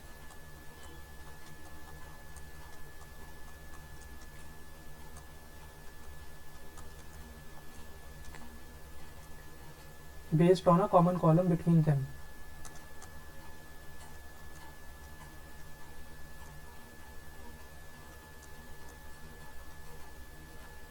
Common column between them. So हमारा ये अपना क्या होता है, जॉइंट्स हो जाते हैं। तो जब अपने जॉइंट्स होते हैं दो टाइप के होते हैं, एक हमारा होता है इनर जॉइन और एक होता है हमारा आउटर जॉइन। आउटर जॉइन हमारा फर्दर 3 टाइप्स का होता है, एक होता है लेफ्ट, एक होता है राइट और एक होता है फुल। तो अगर तुम देखो जॉइंट्स हमारे 2 टाइप्स के होते हैं, एक होता है इनर आउटर, और आउटर के फर्दर तीन टाइप्स हैं, लेफ्ट राइट और फुल। तो सबसे पहले हम इनर जॉइन के साथ शुरू करते हैं। और इनर जॉइन के साथ हम शुरू करेंगे। तो इनर जॉइन को अगर तुम देखो, यहाँ पे मैं क्या कर रहा हूँ, वेन डायग्राम बना रहा हूँ। तो ये हमारा ए हो गया और ये अगर हमारा बी हो गया, ये क्या है, हमारे 2 टेबल्स हैं, ठीक है। और इसके अंदर हमारे 2 टेबल्स का डेटा है। ये सारा ए का डेटा हो गया अपना और ये सारा बी का डेटा हो गया, और इन दोनों के बीच का कॉमन डेटा है ए और बी का। तो ये जो ए और बी का बीच का जो कॉमन डेटा है, अगर तुम इनर जॉइन यूज़ करोगे तो ये कॉमन डेटा तुमको मिल जाएगा। You get common data between them अगर तुम इनर जॉइन को यूज़ करोगे। तो जो इनर जॉइन होता है तुमको ये चीज़ रिटर्न करता है। तो तुम पहले हम इसका सिंटैक्स देखते हैं। सिंटैक्स क्या रहता है, इसमें क्या करते हैं, हम सेलेक्ट करते हैं कॉलम, या पूरा ही सेलेक्ट कर लेते हैं, सारे कॉलम्स हो गए सेलेक्ट। हम सेलेक्ट करते हैं फ्रॉम टेबल ए, हमारी पहली टेबल से हम सेलेक्ट कर लेते हैं। फिर उसके बाद हम क्या करते हैं, यहाँ पे हम इनर जॉइन का यूज़ करते हैं। इनर जॉइन लिखा, हमने सब कुछ सेलेक्ट कर लिया फ्रॉम टेबल ए, और फिर हमने लगा दिया इनर जॉइन किसके साथ, टेबल बी के साथ। और फिर उसके बाद क्या किया, इनके बीच में जो कॉमन कॉलम था, जो अपना कॉमन कॉलम मैंने लिखा था इसकी डेफिनेशन में, जो कॉमन कॉलम था उसको हमने इक्वल करके दिखा दिया। तो जैसे मान लो टेबल ए में आईडी नाम का एक कॉलम था और टेबल बी में भी एक आईडी नाम का कॉलम था, वो दोनों इक्वल थे, तो वो हो जाएगा और तुम्हारा इनर जॉइन हो जाएगा। इसका एक एग्जांपल देखते हैं, बहुत ही सही अच्छा सा। इसको हटा देते हैं सारे को। तो मतलब ये क्वेरी तुम एक बार नोट कर लो और तुम्हें समझ आ जाएगा क्या सब कुछ हुआ है, इसका क्या सिचुएशन है। तो मैं क्या कर रहा हूँ, इसमें 2 टेबल्स लूँगा। एक मैं ले रहा हूँ स्टूडेंट टेबल। स्टूडेंट टेबल में मेरा क्या है, स्टूडेंट आईडी है। तो यहाँ पे मेरी आईडी हो गई।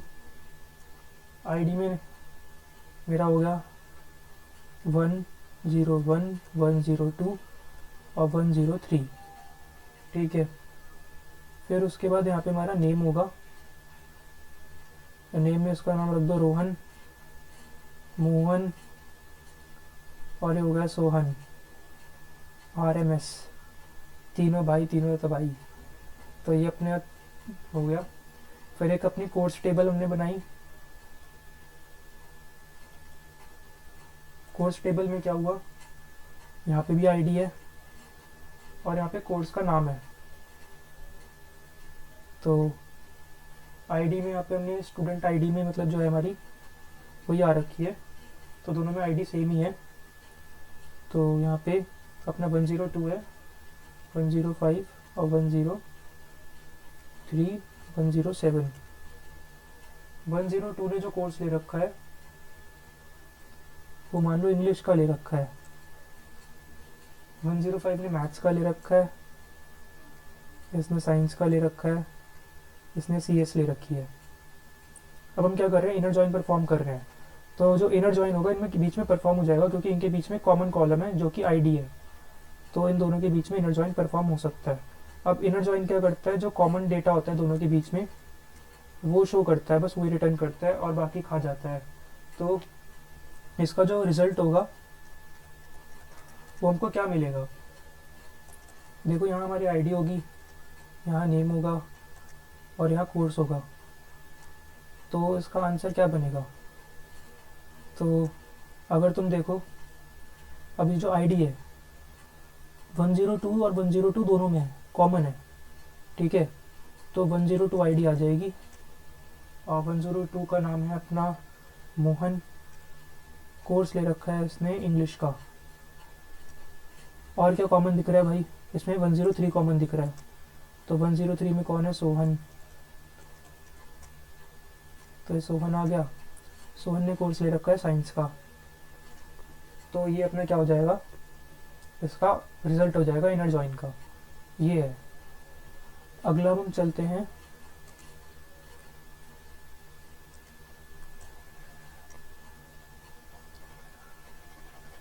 ये हमने इनर जॉइन हो गया हमारा कंप्लीट। अब हम चलेंगे आउटर जॉइन में। आउटर जॉइन में हम सबसे पहले शुरू करेंगे लेफ्ट जॉइन के साथ। तो जो लेफ्ट जॉइन होता है वो क्या करता है, वो लेफ्ट वाला पूरा दिखाता है। मैं उसका वेन डायग्राम बनाऊंगा। तो जो लेफ्ट जो अपना टेबल होता है उसका सारा डेटा दिखा देता है, और जो राइट का नहीं होता उसको नहीं दिखाता, पर जो कॉमन होता है उसको दिखा देता है। बना के दिखा देता हूँ। अब हमारे लेफ्ट जॉइन की आई है बारी।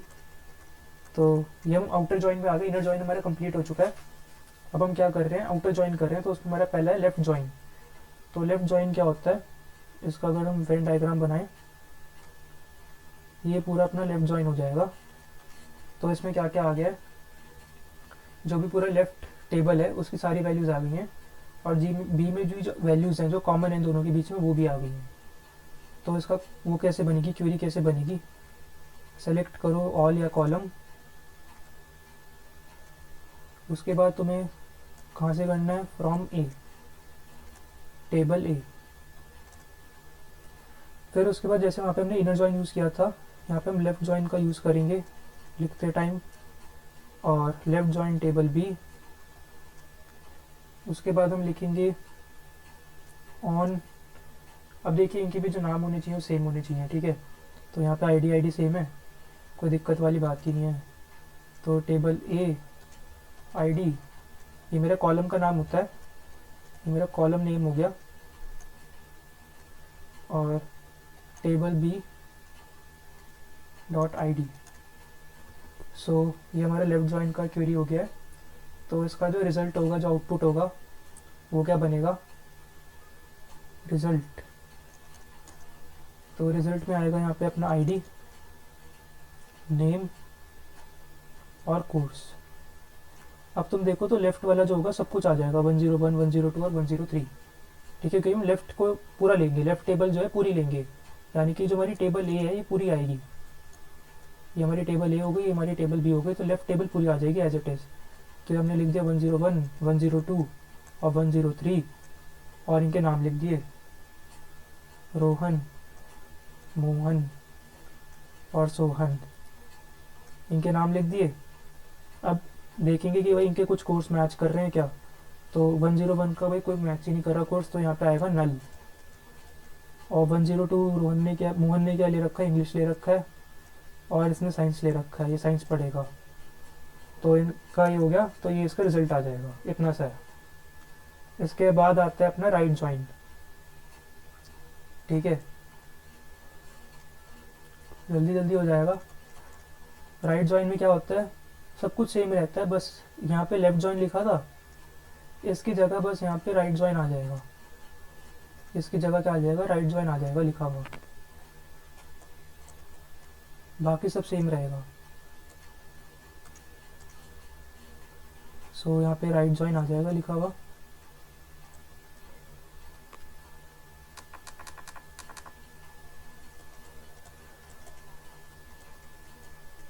बस बाकी सब सेम है, पर जो रिजल्ट होगा वो दूसरा होगा। इसमें हम क्या करेंगे, अब हम राइट वाला जो टेबल है उसको पूरा लिख देंगे, एज इट इज़ छाप देंगे।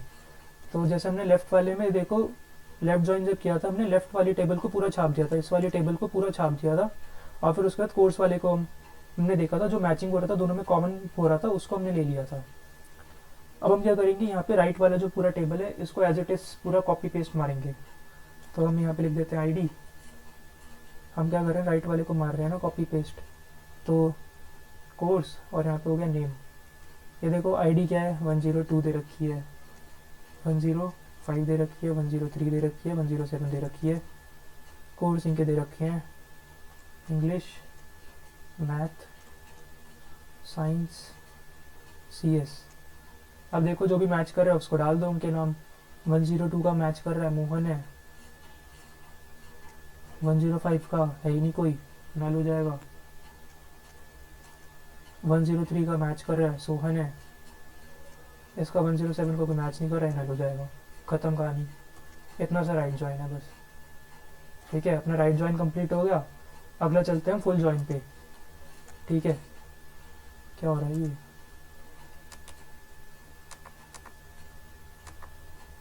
सो हम चलते हैं अब अपना फुल ज्वाइन पे। सो फुल ज्वाइन, तो जैसे हमारा लेफ्ट और राइट ज्वाइन हुआ, तो हमने यहाँ पे क्या लिखा था, लेफ्ट ज्वाइन लिखा था, राइट ज्वाइन लिखा था। बट अगर जब हम फुल ज्वाइन लिखेंगे तो ये सोचोगे यहाँ पे फुल ज्वाइन लिखना है, नहीं ऐसा नहीं होता। SQL में ये डायरेक्ट वो नहीं है, ये फीचर नहीं दिया है कि आप सीधा फुल ज्वाइन लिख दो। यहाँ पे जो फुल ज्वाइन करना होता है हमें इनडायरेक्टली करना होता है, हमें जुगाड़ लगाना पड़ता है। वो जुगाड़ क्या करते हैं, हम लेफ्ट ज्वाइन लिख देते हैं और फिर राइट ज्वाइन लिख देते हैं। हमने क्या लिख दिया, लेफ्ट ज्वाइन लिख दिया और फिर राइट ज्वाइन भी लिख दिया, और फिर उन दोनों का बाद में क्या कर देते हैं, हम यूनियन कर देते हैं। हम क्या कर देते हैं, उनका यूनियन कर देते हैं। यूनियन क्या करता है, यूनियन मैं पढ़ाऊंगा यूनियन क्या करता है। तो यूनियन कुछ नहीं, वो क्या करता है, इन दोनों को ज्वाइन कर देगा, और ये डुप्लीकेट्स को नहीं लेता। तो लेफ्ट ज्वाइन और राइट ज्वाइन को अगर तुम देखो, तो अगर वो हमारा पूरा बन जाए, देखो लेफ्ट ज्वाइन कितना होता है, मैं लेफ्ट ज्वाइन बना के दिखा रहा हूँ तुमको। लेफ्ट ज्वाइन ये पार्ट होता है सारा, ये हो गया लेफ्ट ज्वाइन। और जो अपना राइट ज्वाइन होगा, राइट ज्वाइन पूरा ये पार्ट हो जाएगा। तो अगर तुम इन दोनों का यूनियन कर दोगे तो तुमको पूरा वो मिल जाएगा, ये पूरा का पूरा तुमको अपना सर्कल मिल जाएगा। तो ये अपना क्या हो जाएगा, पूरा यूनियन करके फुल ज्वाइन हो जाएगा। सो तुमको कुछ नहीं करना, अपना पूरा लेफ्ट ज्वाइन लिखना है, फिर उसके बाद राइट ज्वाइन लगाना और बीच में बस यूनियन लिख देना है। सेम प्रोसेस है ये, मतलब ये वाली लाइन उठा के लिखी, यहाँ पे लिख दिया यूनियन, और फिर इस वाले को पूरा कॉपी कर दिया, बस यहाँ पे राइट ज्वाइन लिख देना। ये ऐसे ख़त्म हो जाएगा, और जो इसका आउटपुट आएगा वो पूरा ही आ जाएगा, पूरा टेबल, ठीक है। मतलब जो भी इनके दोनों में डेटा है वो सारा आ जाएगा इसमें।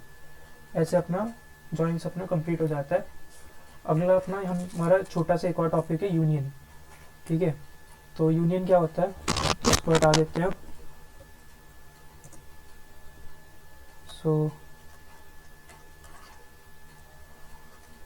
यूनियन, तो it is use to combine the result, तो इसको यूज़ किया जाता है, it is use to combine the result set of 2 or more select statements। जब हमने अभी लेफ्ट और राइट ज्वाइन का देखा था, अगर हम उनको कंबाइन कर दें तो क्या बन जाता है, फुल ज्वाइन बन जाता है। तो मैं उसको ही लिख देता हूँ। अच्छा एक चीज़ और, इसको अगर यूनियन को यूज़ करना है तो कुछ कंडीशंस को सेटिस्फाई करना पड़ता है। सो टू यूज़ इट,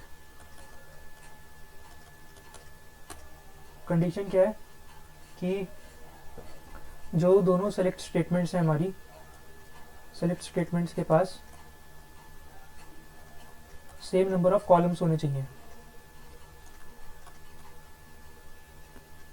फिर उसके बाद जो कॉलम्स हैं उनके पास सिमिलर डेटा टाइप्स होने चाहिए।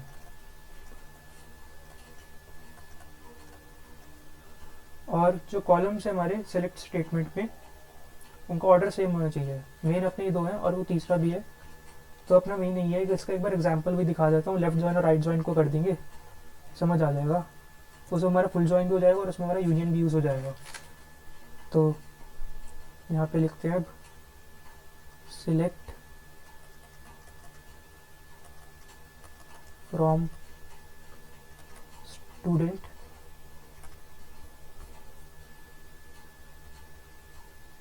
हमने यहाँ पे क्या किया, लेफ्ट ज्वाइन किया,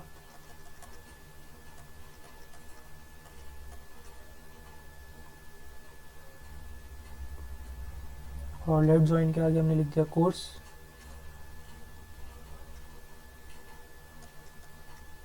on student dot I D equals to course dot I D. तो हमारा क्या हो गया, लेफ्ट ज्वाइन हो गया ये। तो इसमें अपना इतना पोर्शन आ जाएगा, ये इतना पोर्शन आ गया। फिर उसके बाद हम क्या करेंगे, यहाँ पे लिखेंगे यूनियन, और उसके बाद हम लिख देंगे select all from student, right join,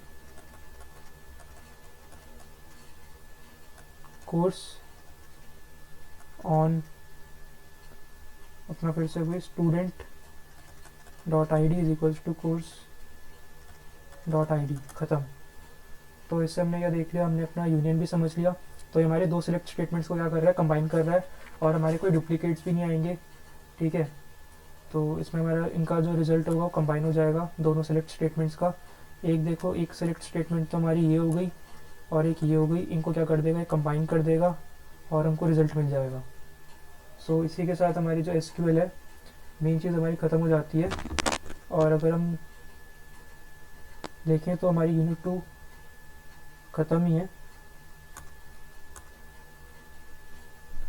सो अगर तुम यूनिट 2 का देखो, यूनिट 2 में क्या है, कॉन्सेप्ट ऑफ रिलेशंस हमने देख लिया था कि जो रिलेशंस होते हैं क्या होते हैं, टेबल्स के फॉर्म में होते हैं। और ओवरव्यू ऑफ वेरियस कीज़ देखा था हमने सारी कीज़ पढ़ी थी, हमने सुपर की, कंपोजिट की, है ना। पहले हमने सुपर की पढ़ी थी, फिर कैंडिडेट की पढ़ी थी, कैंडिडेट की से बनी थी प्राइमरी की, ऑल्टरनेट की, कंपोजिट की, कंपाउंड की, सरोगेट की, ऐसे हमने सारी कीज़ पढ़ ली थी। फिर हमने रेफरेंशियल इंटीग्रिटी और फॉरेन कीज़ भी देख ली थी, फॉरेन कीज़ काफ़ी इंपॉर्टेंट है। फिर हमने रिलेशनल लैंग्वेज देखी जिसमें हमने अलजेब्रा देखा, और फिर उसके बाद हमने कैलकुलस देखा था। एक हमने रिलेशनल अलजेब्रा देखा और एक हमने रिलेशनल कैलकुलस देखा। रिलेशनल कैलकुलस के अंदर इसके दो टाइप्स थे, एक तो था ट्यूपल रिलेशनल कैलकुलस और एक था डोमेन रिलेशनल कैलकुलस। उसके बाद हमने एसक्यूएल देख लिया, हमने पूरा एसक्यूएल पढ़ लिया। एमडी एसक्यूएल हमने पीएल एसक्यूएल देख लिया था बेसिक, और हमने क्वेरी प्रोसेसिंग देख ली, हमने इनके बारे में देख लिया, माई एसक्यूएल वगैरह के बारे में, इन सब की डेफिनेशंस वगैरह देख ली थी। सो अपना इसमें अपना यूनिट 2 अपना कंप्लीट हो जाता है।